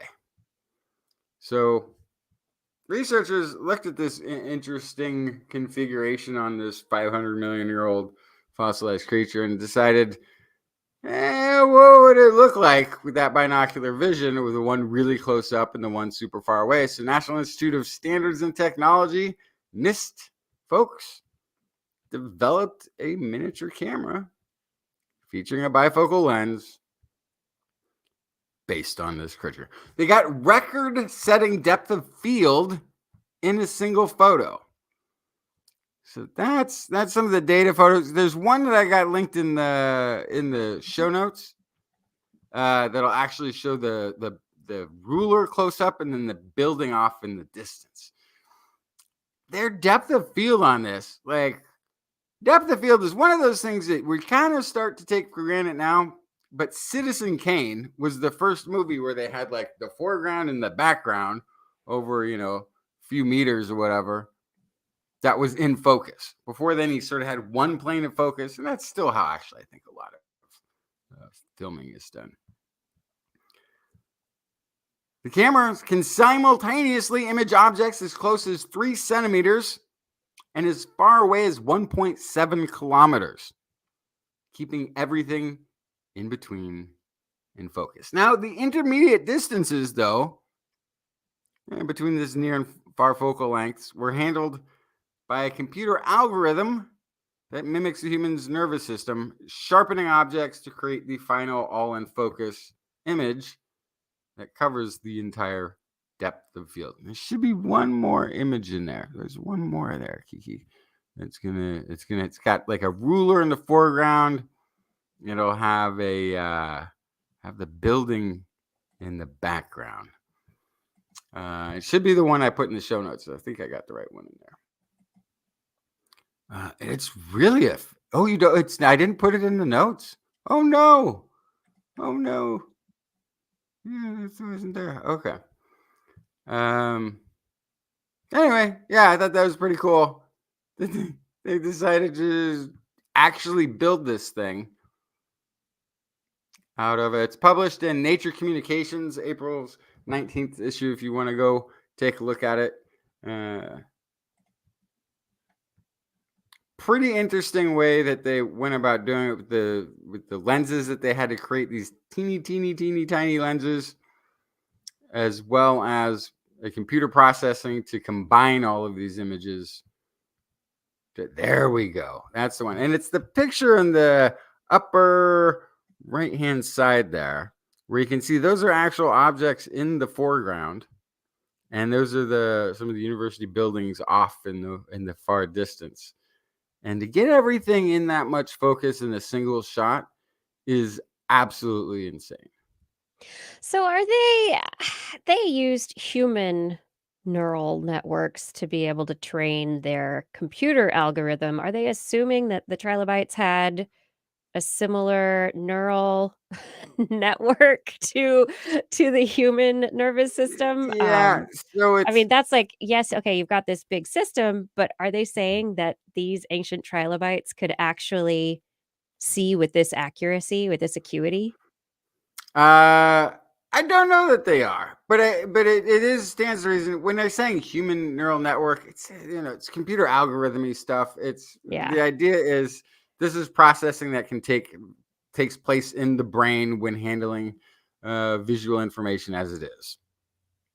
Something analogous to it anyway. So yeah, it's possible that they could have this depth of vision. I mean, when you've got binocular eyes, the first thing that you're going to try to do is track things, track motion, track movement, that sort of thing. If they could see so well, why didn't they see their own extinction coming? Oh, do you know how long they were on the planet?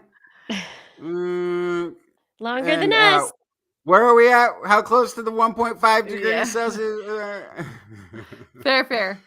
But they've actually, this camera is being able to also do some really crazy high resolution stuff going forward. They're going to be able to use it for all sorts of interesting applications in imaging and processing and things going forward. Next, researchers in India, like I said before, finally found a good use for turmeric. And actually, the extract curcumin is the missing ingredient to building safer, more efficient fuel cells. So what they did is they mixed curcumin with gold nanoparticles to create an electrode that requires 100 times less energy to efficiently convert alcohol into electricity. So most fuel cells, when you think of fuel cell, people are thinking hydrogen. But there's a lot of interest right now in creating the ethanol fuel cell and proving that because it's just easier. Ethanol is much easier to acquire.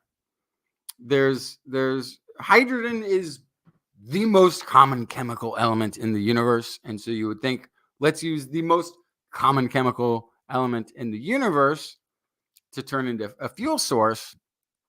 But the problem is collecting hydrogen, getting it all in one place, because it's very tricky. It floats around, the particles are very small, they don't glom together very well. It occurs naturally on Earth, only in compound form with other elements. There's water, there's hydrogen there, but it's actually takes a lot of energy to split water and hydrogen and oxygen to use it then later as a fuel and harvest from that. It's energy energy heavy. We can get it rather easily comparatively in extracting it from natural gas and fossil fuels. But again, this, if you're trying to get the green economy, and that's why you're moving towards hydrogen, it might not be that good. So extraction adds to the hydrogen's fuel cells cost, environmental packs, plus it's also a compressed gas. So that's another whole challenge of storage and transportation. Ethanol, we can basically transport and move around the same way that we do gasoline today. So there's already a ton of infrastructure. We've got that whole corn into ethanol as a fuel to some degree that's been worked on. So this is a pretty big area of research, which I was, until reading the story, had no idea that we were looking at doing ethanol fuel cells. But yeah, these researchers, they found that this substance, the curcumin, worked perfectly. Part of the problem what they had was they have to mix things in to coat the gold nanoparticles so they don't glom all together. This prevented that from happening in the most productive way out of anything that they've tried so far. So let me get this straight. Cool. So they're worried about finding hydrogen and gathering it together and all this kind of stuff because it's too hard. So instead, they're gonna focus on gold and spices. Which and to my knowledge are very expensive, usually only available in small quantities. An example of kind of like the ultimate form of elitist status, Right. and like, the most valuable stuff on the planet, spices, in a lot of, the history of human trade. Yeah, a long time ago. Yeah. No, even still, go to the store and try to buy some saffron. It's $20 for like this much. So but it's a great point you bring up, because they're using gold nanoparticles also, right? But in the hydrogen fuel cell, it's been platinum. Right, which is even more of a rare Even metal. more expensive, Yeah. right? So, and the spice, curcumin or turmeric, I don't know how much of that we're really growing. I think India probably goes through a bit as a nation. So I feel like somebody's mother was suggesting this. But this is something too, that like is one of the researchers potentially was like, part of a sustainable solution, as long as we're not destroying our topsoil, right? We can grow the turmeric as long as we've got water. We can and sunlight. We can grow turmeric, and the ethanol itself is coming from the waste products from corn. Ethanol is a massive subsidy energy product. When we're not growing corn for cows, it's corn for ethanol. So I have issues with ethanol as a fuel source in the first place. There are lots of issues with this, but it is a step in the direction away from fossil fuels and toward this new direction. This will make it more efficient and possibly more sustainable. yeah, and if you're and just using it finding as a more- chemical reaction without burning it, Yeah. that's and they did have, like you were saying, they did put the constraints on designing this to try to make all the materials as green and renewable as possible as part of what they were also attempting to do here. There's other ways Don't that make you the can problem worse. well, yeah, there's other ways, there's other more toxic ways of doing things that are available, but if it's defeating the purpose, Yeah. Cool. Very cool. This is This Week in Science. I have a couple last stories here. Liar, liar, drama Hey. bird. Ooh. Liar, liar, drama bird. Last year, I talked about splendid lyrebirds. Ooh. Splendid lyrebirds lie to their potential mates with their song. They set up their song and they're like, I'm going to make songs pretending that I am really popular and already having sex. And so, like, we already know that lyrebirds are, their songs are interesting. One aspect of them, though, is that they are mimics. They're vocal mimics. They don't really have their own songs. They take all of their song elements from things in their environments, other birds, car alarms, you name it. They pick and choose to create a very dynamic, Yeah. interesting song. And I And don't know if the kids today is it, really understand how insanely well they do this, because there was a they're time like the hip hop samplers, they the are, but lyrebirds. They're there was a the sample magicians. there was a time when people were installing these cheap car alarms that would, like, a truck would go by and the thing would go off and it went through this, almost like this pattern of different sounds that would run through. And then every once in a while, you'd hear a bird that was making the car alarm sound. And I haven't heard one of those car alarms in decades, so I think the birds have probably stopped. But it was just so amazing to me at the time that the birds in my neighborhood, even when the car alarms weren't going off, were making it like it was a bird song. They had, like you Bird said, mimics sampled it. yeah, the bird mimics of the bird worlds, they can make all sorts of sounds sound just right. Well, this bird is not a splendid lyrebird. This is an Albert's lyrebird, also from Australia, that I would like to talk about tonight, where this research out of Western Sydney University has discovered that the males of this species don't only create long, complex sounds that have been sampled from their environment, they also are drama queens.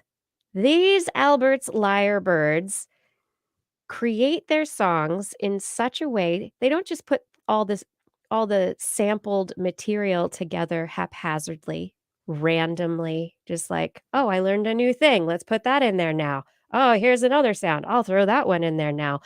Oh no. These mimics, they have a characteristic song sequence. Different populations of these Albert's lyrebirds have characteristic song sequences where males sing the same song sequence many times during the breeding season with only very minor variations. Neighbors sing a similar sequence, but there are differences.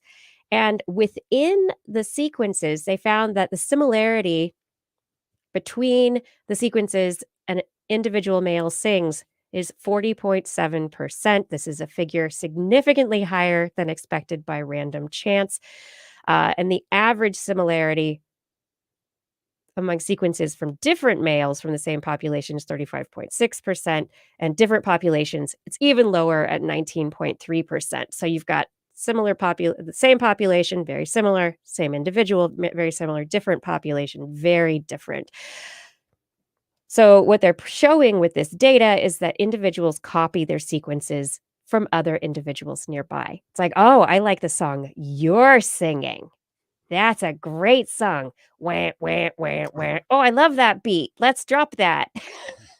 Wah, wah, wah, wah. But maybe not. I don't know. I don't hang out with liars So all the the time. samplers are sampling from other birds, but then they start sampling from each other. The samplers are sampling from the samplers.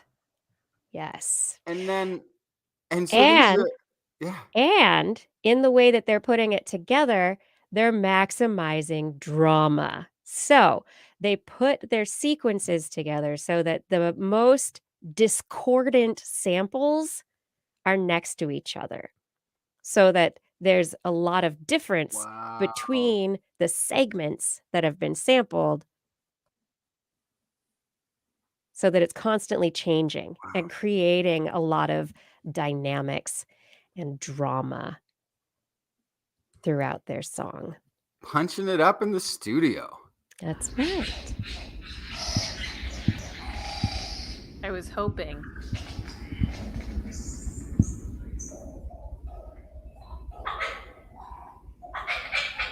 Can you hear it okay?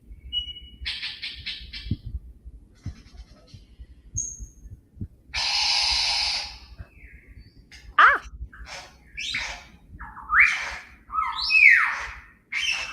That's the one I've heard.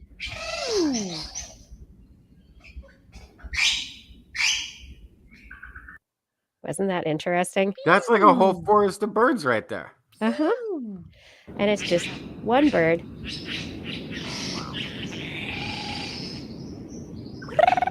I love that one. That sounds like they took that from another species for sure. Kiki, in the after show, you've got to find me a mockingbird doing a car alarm. That's a kookaburra. Oh, yeah. I love it.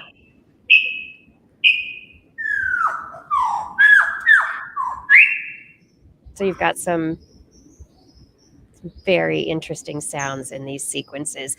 But the idea is that these birds are trying to give this dynamic impression of virtuosity to the listener. Right. That's what I was going to ask, because I feel like they don't want to sound like other birds. That's not beneficial to them. So they're just showing off. They're just saying, look, I can do all these different calls. I can do all these They're doing calls. impressions for her. Yep. And they're funny. stealing them from other males, going, look, I can do this one too, and better than that guy, and putting them contrasting with like quiet sounds and loud sounds, low sounds and high sounds, buzzes, trills, just trying to create this. The researchers say it's kind of a game of telephone, but then the individuals are putting their repertoire together to enhance the drama. And to add to the drama, they're going to do that whole thing while their tail feathers are extended up over their head. Indeed. For whatever reason. Indeed. Look, I have giant tail feathers for no reason. And also, I sound like other birds. Mimicry is the best form of giving a compliment, right? Flattery? Yeah. Flattery. Yeah. Mimicry is the best flattery. Yes. Well, obviously, I don't have a whole lot of imagination if I'm going to be talking about mimicry as the best thing, right? I'm just going to copy all the other people out there. No, we don't need to copy. Some people, though, do not have great visual imagination. Some people can't imagine how things look in their mind's eye. When you think of a mind's eye, the things that you see in it, some people have very vivid visual imagery they can create in their heads. Other people cannot.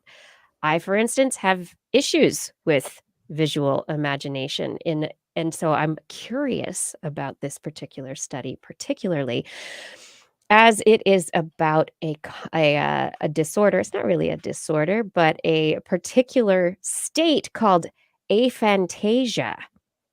Aphantasia is a lack of visual imagination.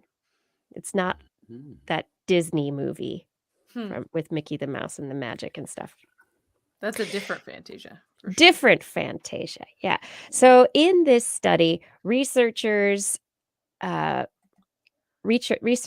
exposed people to bright shapes and dark shapes and looked to see how their pupils dilated or didn't dilate. So when there were bright shapes, pupils contracted. When there were dark shapes, pupils opened up a bit. And then to test visual imagery, they had individuals just imagine those same shapes, the dark shapes or the light shapes, and then measured pupillary constriction to see what happened. And they tracked that people's pupils dilated when they were imagining the dark shapes, just as if they were seeing them, and contracted when they were imagining bright shapes, just as if they were seeing them. However, the amount of dilation or constriction seemed to be in correspondence to the vividness of that imagery that people reported having. Of course, this is subjective because you can't look inside of people's heads and go, how vivid is that image in there? So they wanted to know, okay, well, let's really test this. And they found people with aphantasia, this inability to imagine visual scenes. They repeated it with 18 participants, exposing them to bright and dark shapes.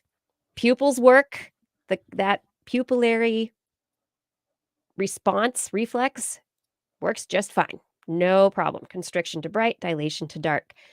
Visualize the same shapes, nothing happened. No pupillary response.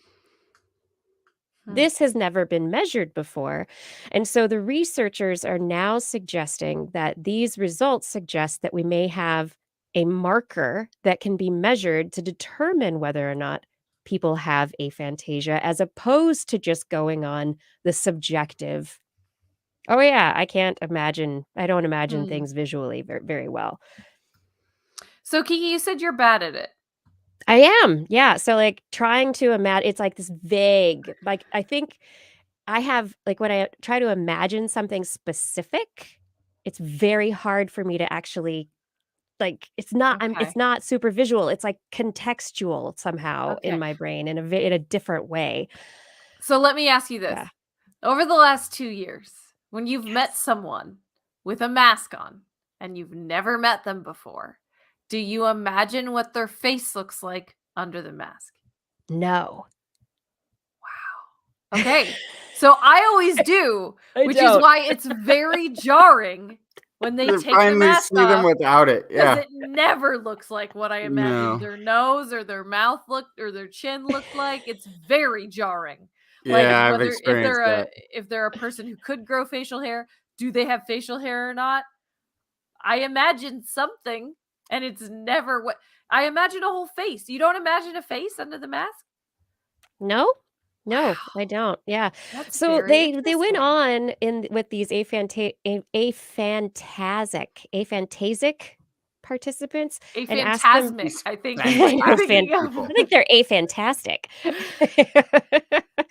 Aphantasic participants, and had them try to visualize the 4 shapes instead of just one shape. So, okay, here's the dark shape and the light shape. It's just a shape. Just imagine 4 of them instead of a particular color. And so since they and what they say is that imagining a larger amount should correspond to greater cognitive effort. And there are studies that suggest that pupillary constriction does go along with cognitive effort, and they did see that there was pupil response in these aphantasic pupils when they're trying to imagine the larger number of things. And so they say this is the first time they have strong biological evidence that those with aphantasia are really trying to create a mental image. I swear I try. I'm really trying. Putting to rest claims that they may simply not be attempting to create a mental image. It's just not even trying. Lazy brain. I am.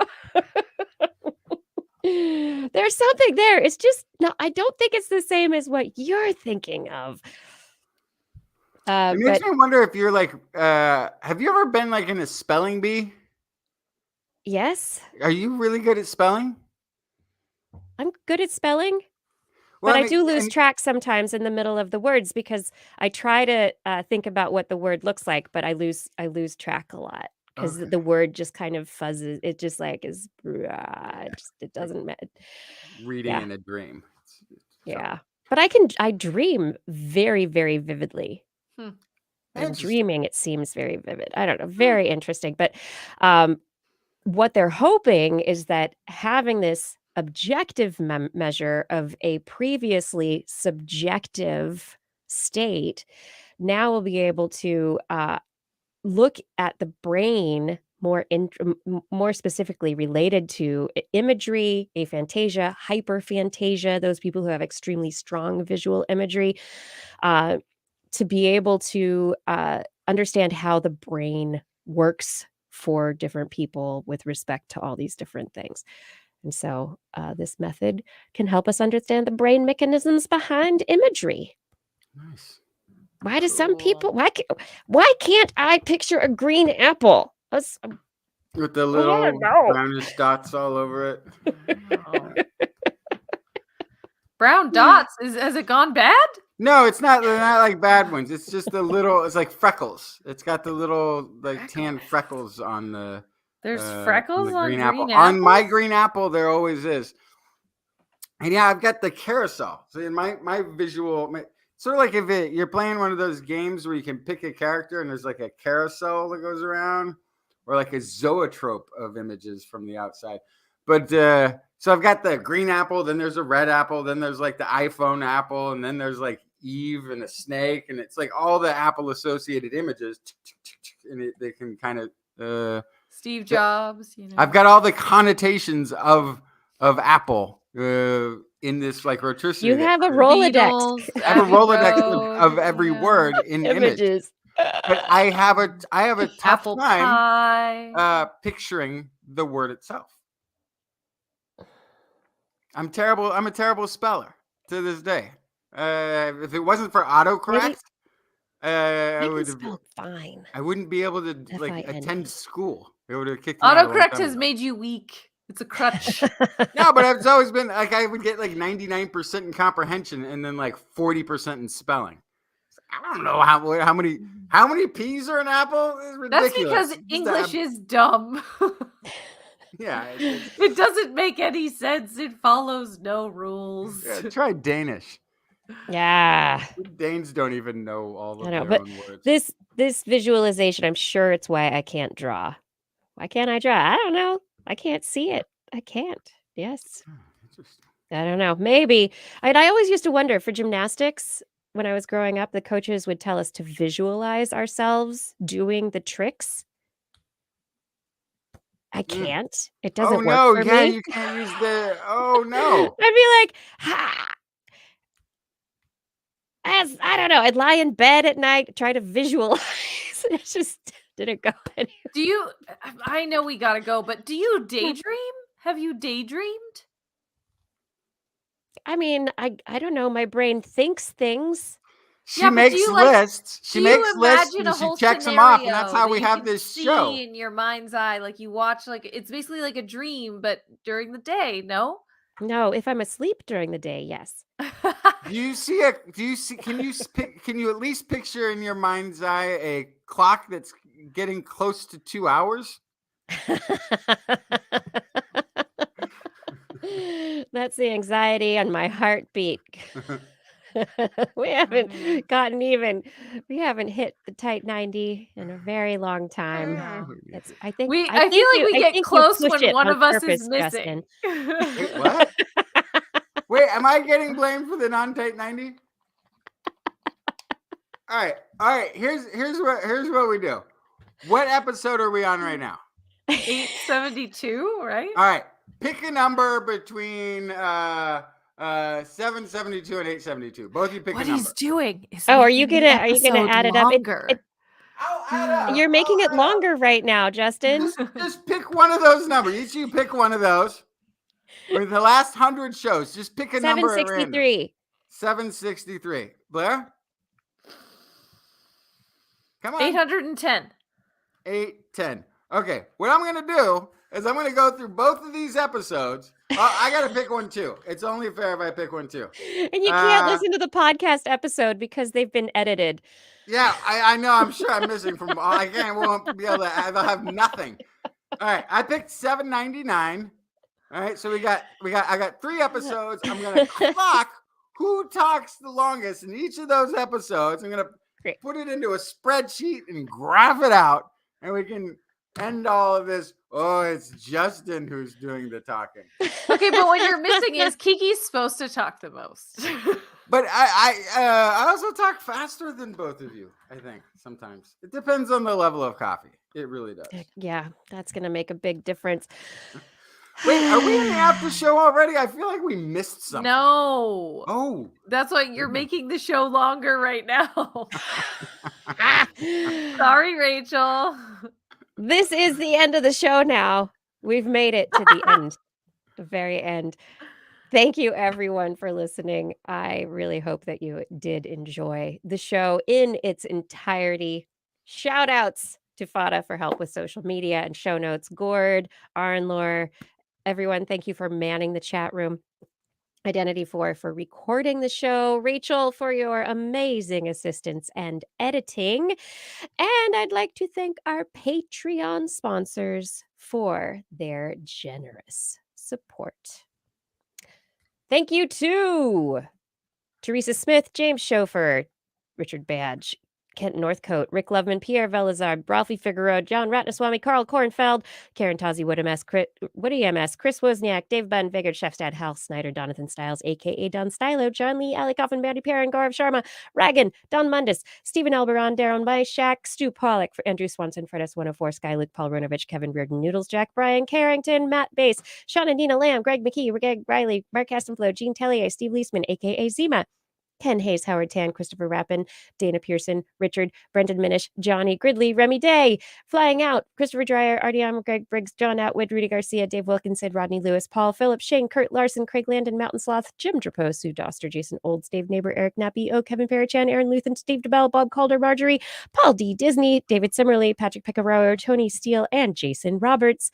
Thank you all for your support of TWIS.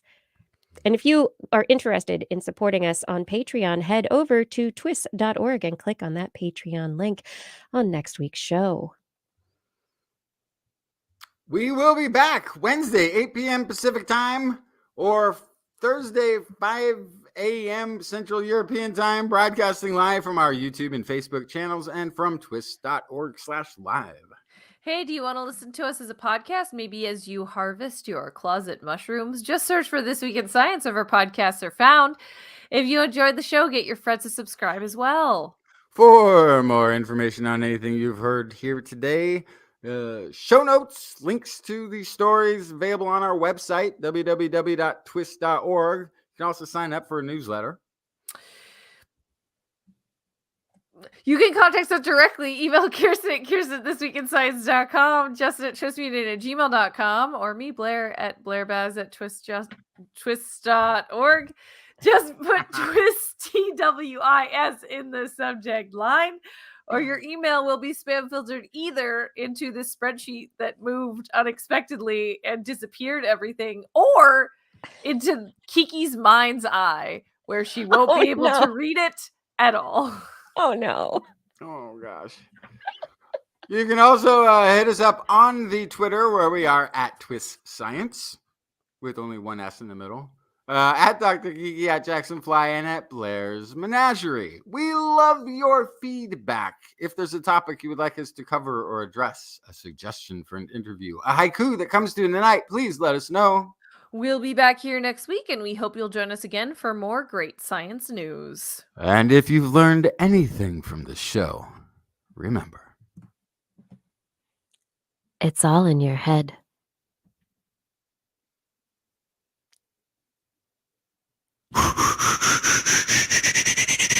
This Week in Science. This Week in Science. This Week in Science. This Week in Science is the end of the world, so I'm setting up shop, got my banner unfurled. It says the scientist is in, I'm gonna sell my advice, show them how to stop the robots with a simple device. I'll reverse global warming with a wave of my hand, and all it'll cost you is a couple of grand.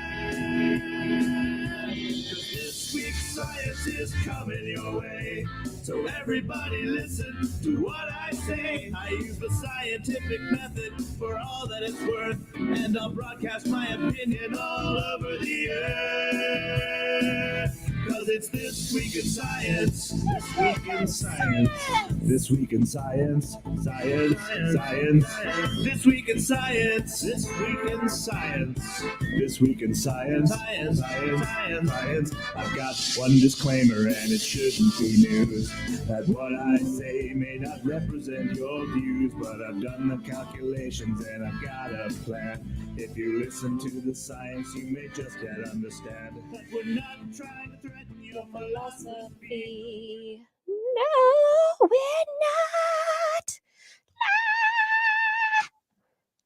Hey. Hey, it's the after show. Ooh. La, la, La la la. la, la. Yeah, Fada asked in the Discord, what happens when someone asks me to picture my child's face? I can recognize my child's face. I have like a Oh, that's interesting. general sense of it, but I can't specifically picture it. Yeah.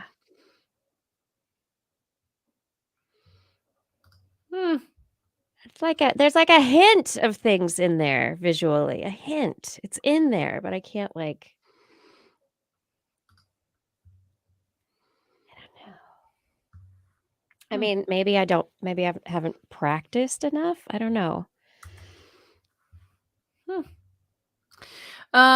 Kiki, here.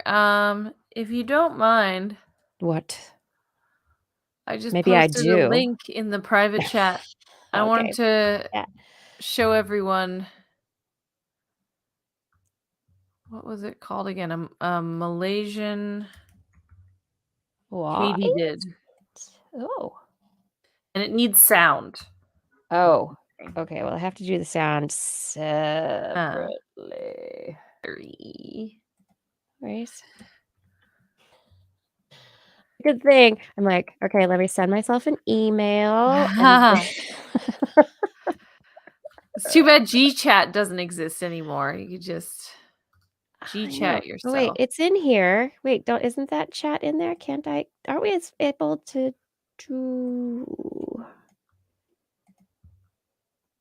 Oh, yeah. Wait. Okay, dismiss that. Does that work? I'm going to play with this now. What is it?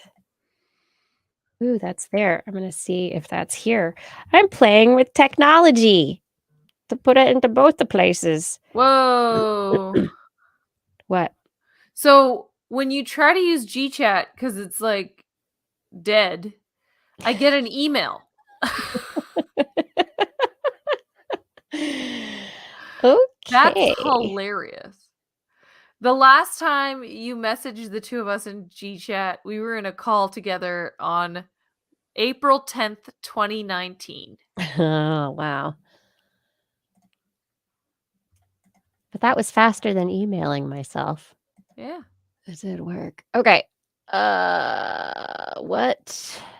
was I doing? Oh, yeah. Okay. Share this. Yeah. You got to do both at the same time. Share the screen. Okay. Screen sharing. And this is this Malasian Katydid. Yeah. Okay. Look at this person's hand. Look at how big it is. Okay. Now I'm going to try and coordinate. Why is that so? Oh, it's all the.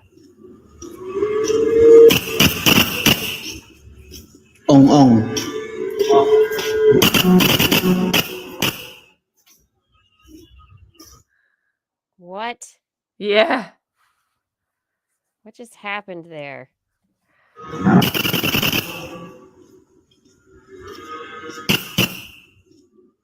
That is.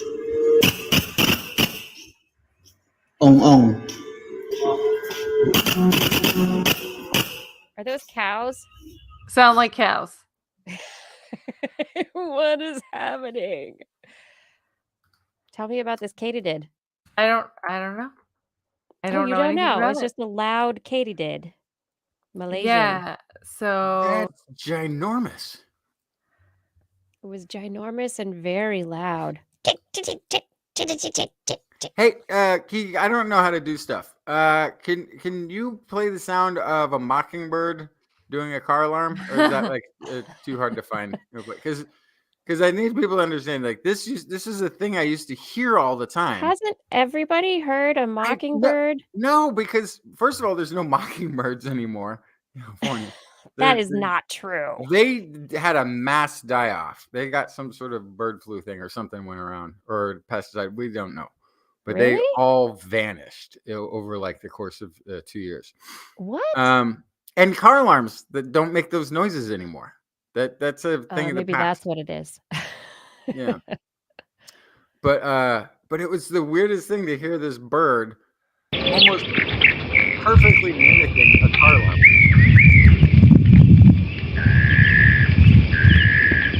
Oh no, that's not even close.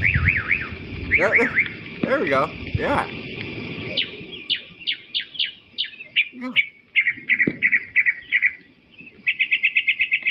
Yeah, those are like the little patterns that the car alarm would do.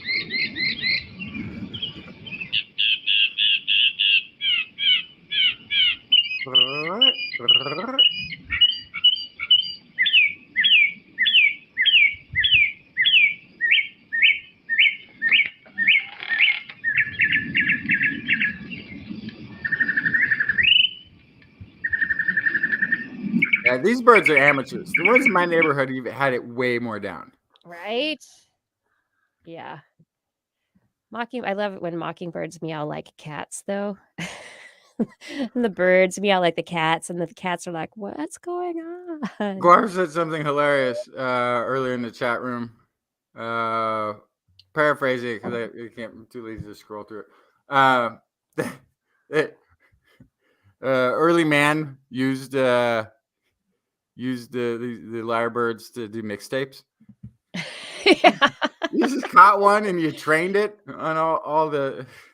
That's right. You just go outside and just start making sounds when the lyrebirds are around in the springtime.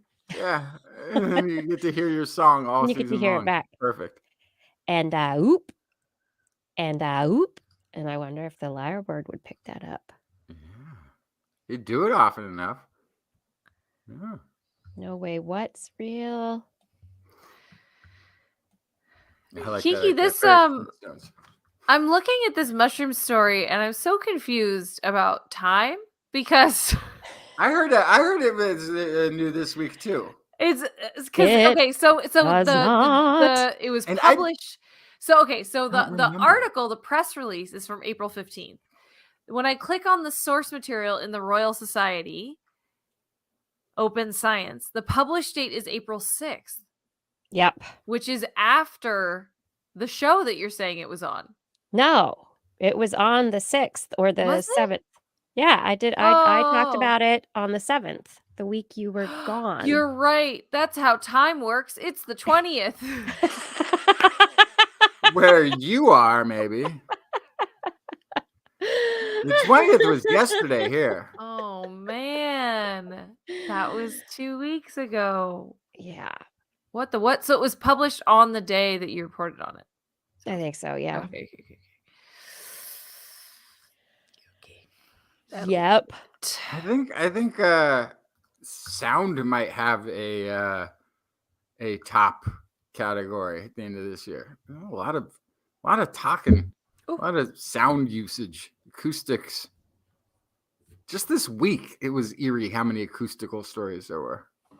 Yeah, like you were saying, there were a couple that we didn't even get to. Yeah, we didn't get to this week. Yeah, there was a lot of good signs this week. I wonder if it's people coming back from spring break, like, shoot, I gotta get it out. I don't know, but there was a lot. So normally I go through, I click on all the stories I think are interesting. I like read through them and then I narrow them down and then I read through them again and then I narrow them down. And I usually have like 50 tabs open before I start narrowing things down. And this week I think I had 12. And I was like, oh man, been kind of a slow week maybe. But then I read through all the stories and I was like, ooh, I want to report on all of these. Yeah.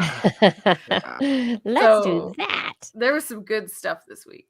It was pretty neat. Yeah, we didn't even talk about what was the Firelight art production. That's a new one. There was a story I wanted to talk about, I was but it expecting wasn't Justin to bring it. Yeah. animal related, and it was not appropriate for the beginning of the show because it was going to take me like 20 minutes to talk through it. But it was about the fact that small,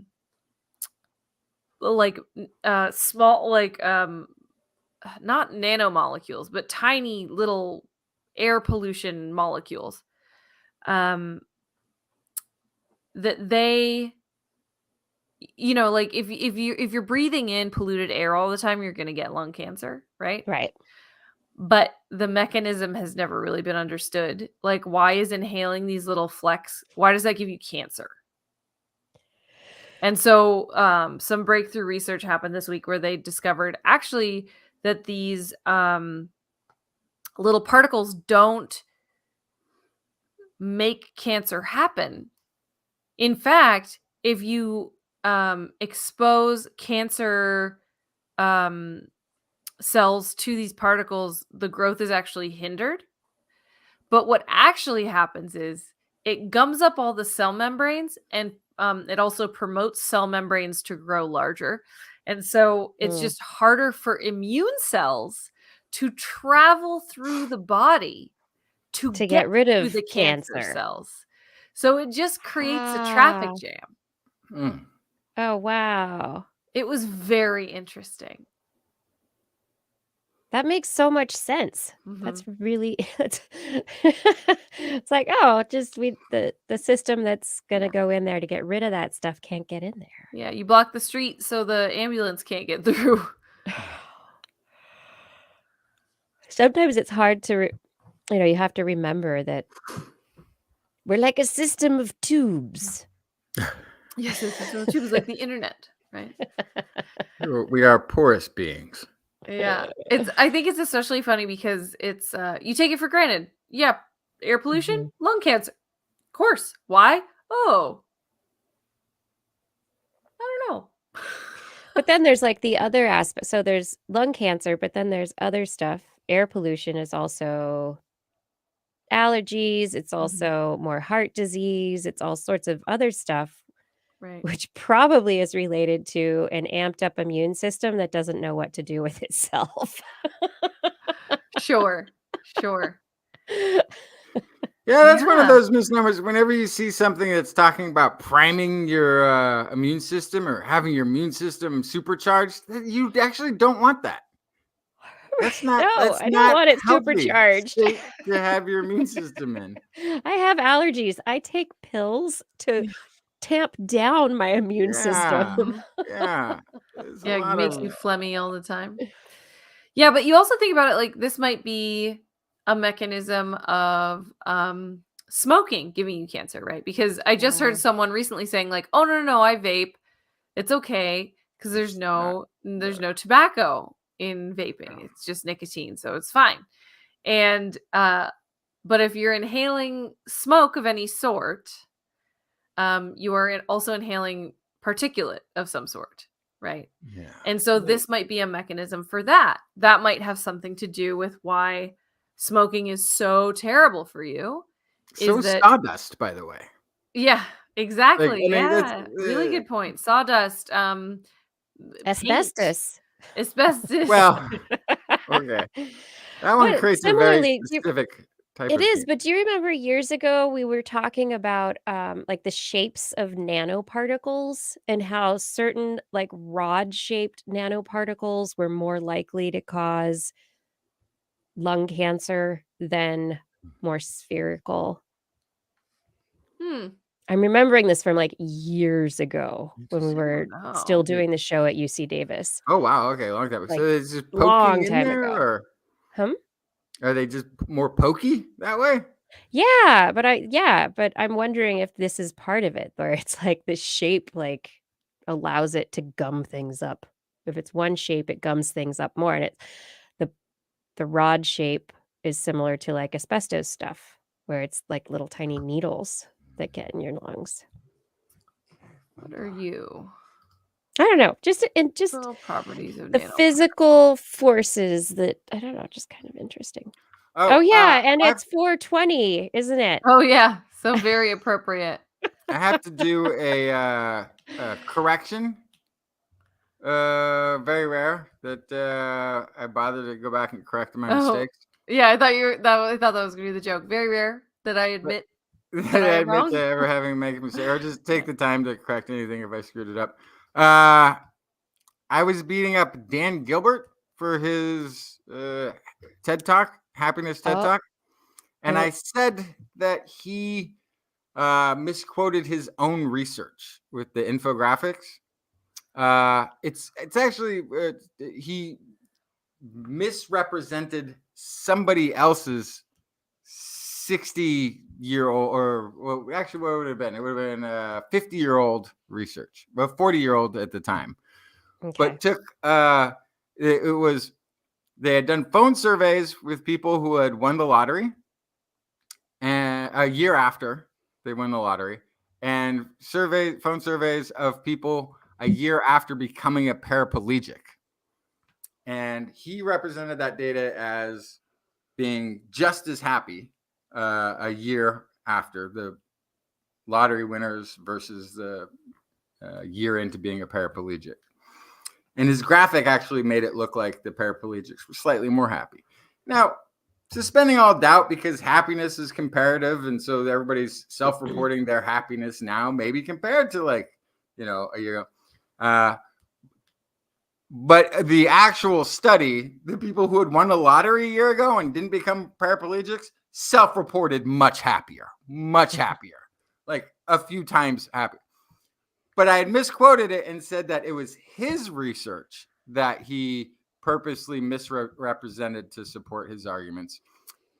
It wasn't his own research that he misrepresented with the infographic. It was somebody else's research. He misrepresented his research just by saying it represented a large data set when in fact it was a very small data set. So I can. So what was the point of his TED Talk? What was he trying to get across? Synthesizing happiness, and he straight up made up stories about a guy who they've gone to jail for committing murder, but then there was DNA evidence that exonerated him, and so he was pardoned and released. And he said on the way out, about his experience in prison, it was glorious. I'd do it again. It was, like the guy was still happy. He was saying the guy never lost it. How come some people can keep their happiness? Turns out there was no DNA evidence that exonerated him. That was made up. He had admitted to doing the murder, but had fought that it was in self-defense because he thought, the other guys were like KKK people or something. They were harassing his family. He did not get let go early. He got released, just normal for having done his sentence. Mm-hmm.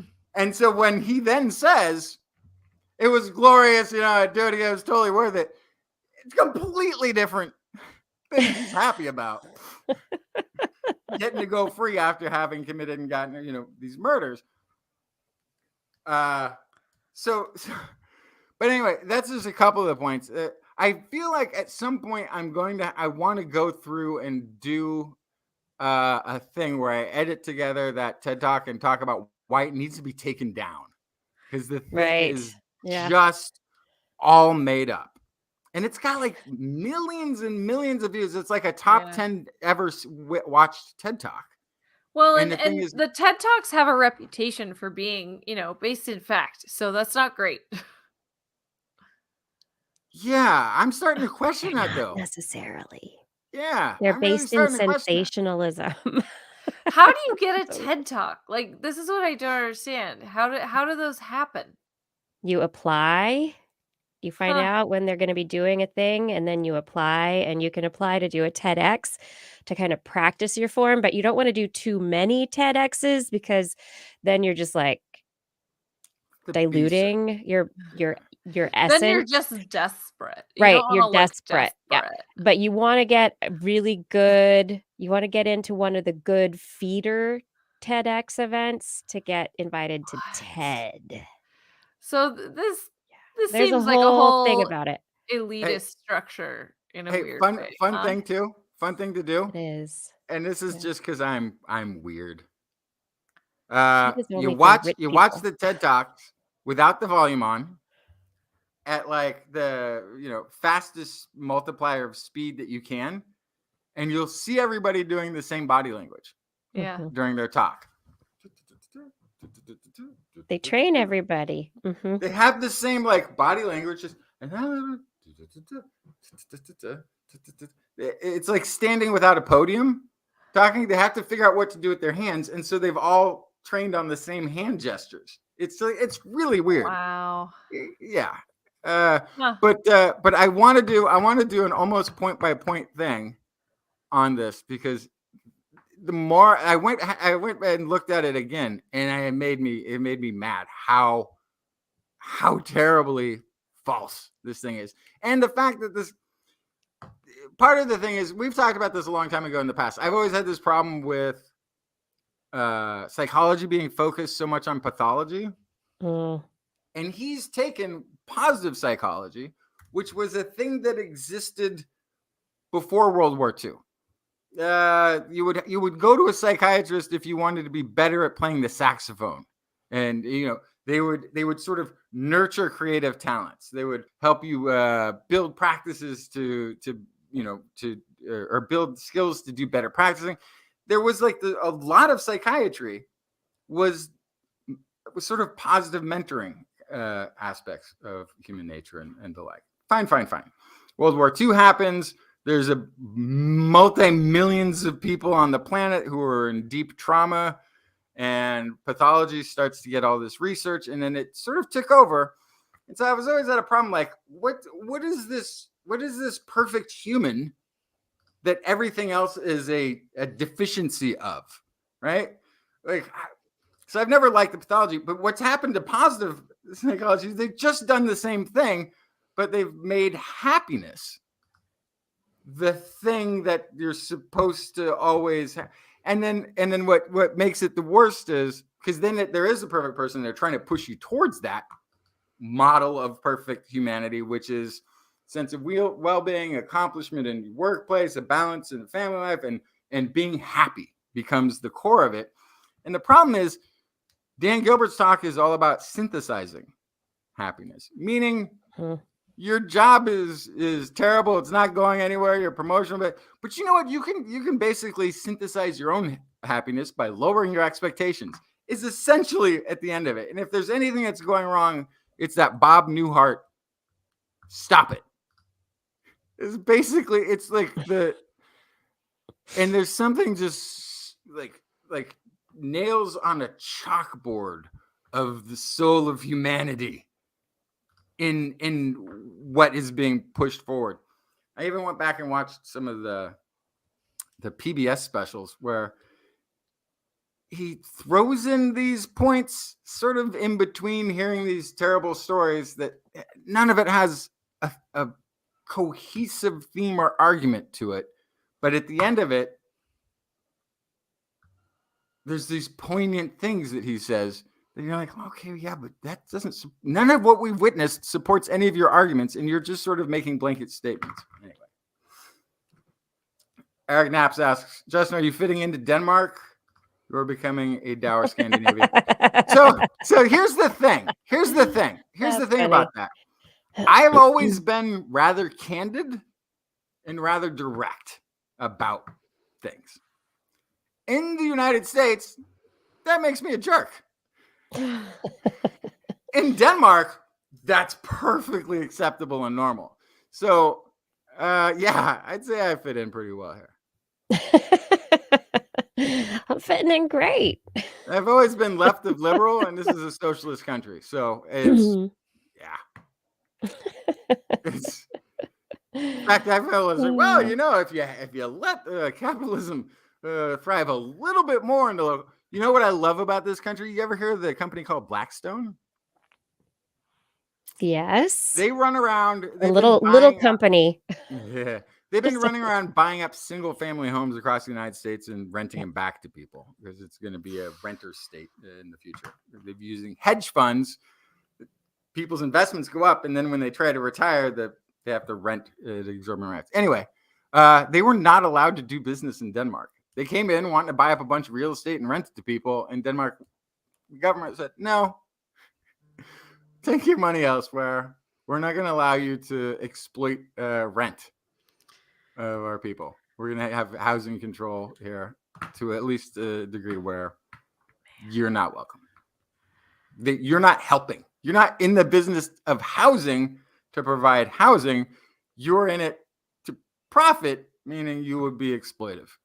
Take a hike. Love that. So yeah, I think I fit in well here. See, everybody's in a union. Like everybody's in a union. Yeah. Like there's nobody who's not in a union. They fight the unions here like crazy. There would be a homeless people's union in this country if they had homeless people, but they don't. Yeah. Housing the homeless is the cheapest way to manage them. They have people with all the same problems that the homeless people have in America, whether it's bouts of poverty or mental health issues or whatever it is. But you wouldn't notice it because they're not wandering the earth. They send them to other countries. They take their homeless people and like send them. No. Put them on a train, on a boat. You don't see them because they're not wandering around unbathed with unwashed clothes, carrying around all of their life's possessions in a shopping cart because they have somewhere for their stuff. And they can where they can shower and maintain hygiene and do all that sort of stuff. Yeah. So yeah, I like it here. It's a nice country. Let's house people. Let's put them places. All right. I think I'm gonna call it. I have I'm dog sitting. Oh, but we didn't even talk about the legislation in Florida. We did. We did in the show.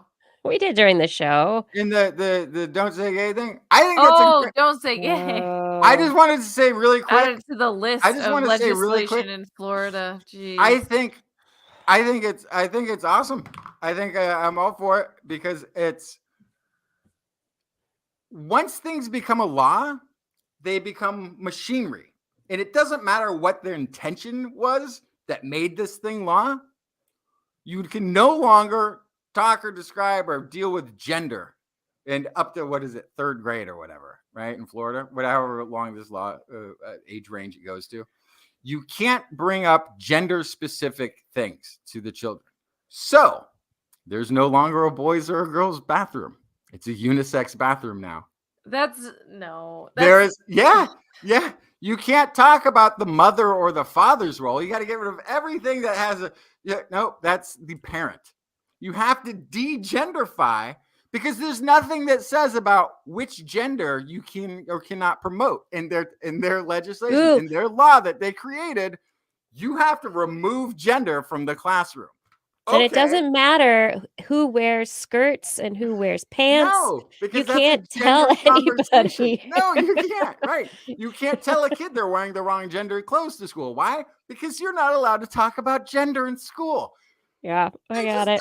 That's brilliant. That's so funny, Justin, that you think that Florida will actually follow the law that they passed by the law and not actually just use it to not allow people to talk about gay. But if you're running a school in Florida and you don't agree with the state legislation, this is what you do. Because that's what the law says you're supposed to do. It's tricky when you go in with a bunch of people who probably didn't do well in high school or college, and then they get to somehow their buddy puts them in the position to write legislation. This is what you end up with. Technically, that law right now just removes gender conversations. You can't talk about a boys or a girls room. That's now illegal. So it has to be, every bathroom has to be unisex. You can't question a child's gender. however they So, dress. but It Justin, doesn't there's matter. more to the bill than that. That's not the whole bill. Yeah. So I'm looking right now. So the three main tenets of the bill are banning instruction or classroom discussion about LGBTQ issues for children through 3rd grade. So it specifically in the bill calls that out. For older students, discussion about gay and transgender issues has to be age appropriate or developmentally appropriate. That is completely subjective. So any school or any teacher can make any decision about that for someone else's child. 2, it empowers parents to sue the school district over teaching they don't like, which means even if teachers or administrators aren't homophobic, they will be afraid to talk about these things because their own money will be at stake. And then And it so the only requires the way school Right. to tell parents when their Only- child receives mental health services. So now the school is no longer a safe space for Right. it to But talk the to a counselor. only You're way for a going to school- tattle on children to their parents immediately. only way the school can avoid liability then is to remove all gendered conversation. This is what I'm saying, because No, because then that becomes an LGBTQ issue. Don't you understand? If you try to make things gender neutral, anybody could sue the school district and say Yes. that you're pushing an LGBTQ issue. Yes. That's not allowed. Yes, it's impossible. It's absolutely, as a piece of machinery, it's got wheels on the roof. It's got the axle sticking out the back of the thing. It's functionally illiterate, is what I'm saying. Yeah. I think both of you have good points on this. I mean, It's awful. I know it's awful, And Blair. I know you're it's joking about terrible. it. I know Yeah. it's terrible, but it's in terms of a I'm just functional saying thing, that's not all the bill says. Like I know that's it's not all it says, but it's going to be. It's going to tie up courts. It's ridiculous. It's ridiculous. if you want to have a bunch of control over what your child is taught at this level, pay for them to go to private school. Sorry. Send them to an ultra religious private school if you don't want to deal with this. Or move to Florida, apparently. There's Or move out already of what Florida. 3 more states Hey. trying to make the same, like a clone. They're trying to pass a clone of the bill. So It's sort of like that law that the abortion law that they created the bounty in Texas. And I think we called it on the show ahead of time, but California and a couple other states is like, we're doing that with guns. We're going to do it with guns. Yeah, now we have a bounty on guns, and said we can't make it illegal because that's federally illegal, but we can, for the government to do it, but we can have citizens that are allowed that power, and then it's not the government doing it, so then it bypasses the law, and therefore we can. And so they had to knock it down because every state we could do it to anything. Like the law, the way they're trying to circumvent law is amazing because it's not working. Yeah. And as testicle, Malicious compliance. yeah, it's when you allow people to sue people or to basically bring people to heel. It is this malicious compliance because it gets people in the community tattling on other people in the community and makes people afraid. Alaska is very far from Florida. Yeah. So I guess it's very different. I guess part of the problem is if they've got LGBTQ, and then we just need to add one more letter for the heterosexuals. Put an H at the end. it's Right. C. Cis. Cis, is that what that is? Well, no, cis means you identify as what you were assigned at birth. Yes. So Okay. you would have to add like C-H, cis heterosexual. Okay, so then that's if we all of a sudden it's one group, then we can all sue Florida forever. Perfect. Just turn it around. It's just I don't know. The saddest thing that I saw so far was a kindergarten teacher who had to take down the picture of his husband at his desk. That sucks. I hate that. Yeah. Wow. Teachers are humans. Yep. I can't. I've heard about like teachers getting in trouble for being spotted drinking after school at a restaurant. It's like, are you not allowed to have a life outside of being a teacher? Oh, wow. What was it? My 6th grade teacher, he definitely moonlit as a bartender. Yeah.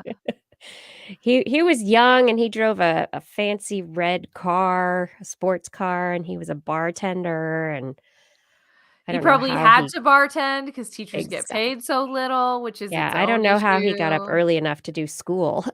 Boy. Yeah. Yikes. Okay, Yeah. well, speaking of getting up early, All right. Say goodnight, I'm Blair. gonna turn in. Good night, Blair. Say good night, Justin. Say good morning, Justin. No, I'm going to take a nap. Good night, Okay. Justin. All right. Good night, Kiki. Kiki. Good night, everyone. Thank you for joining us for another episode. And while we see areas in the world that are resorting to malicious compliance, let us be kind and compassionate and think of each other with openness. Be kind and be curious. Stay well, everybody. We will see you next Wednesday at 8 p.m. Pacific time. Oh, and I think I'm going to be on DTNX next Tuesday. Ooh, Nice, Kiki. that's Go. fun. Nice one. So that should be fun. See you later, everyone.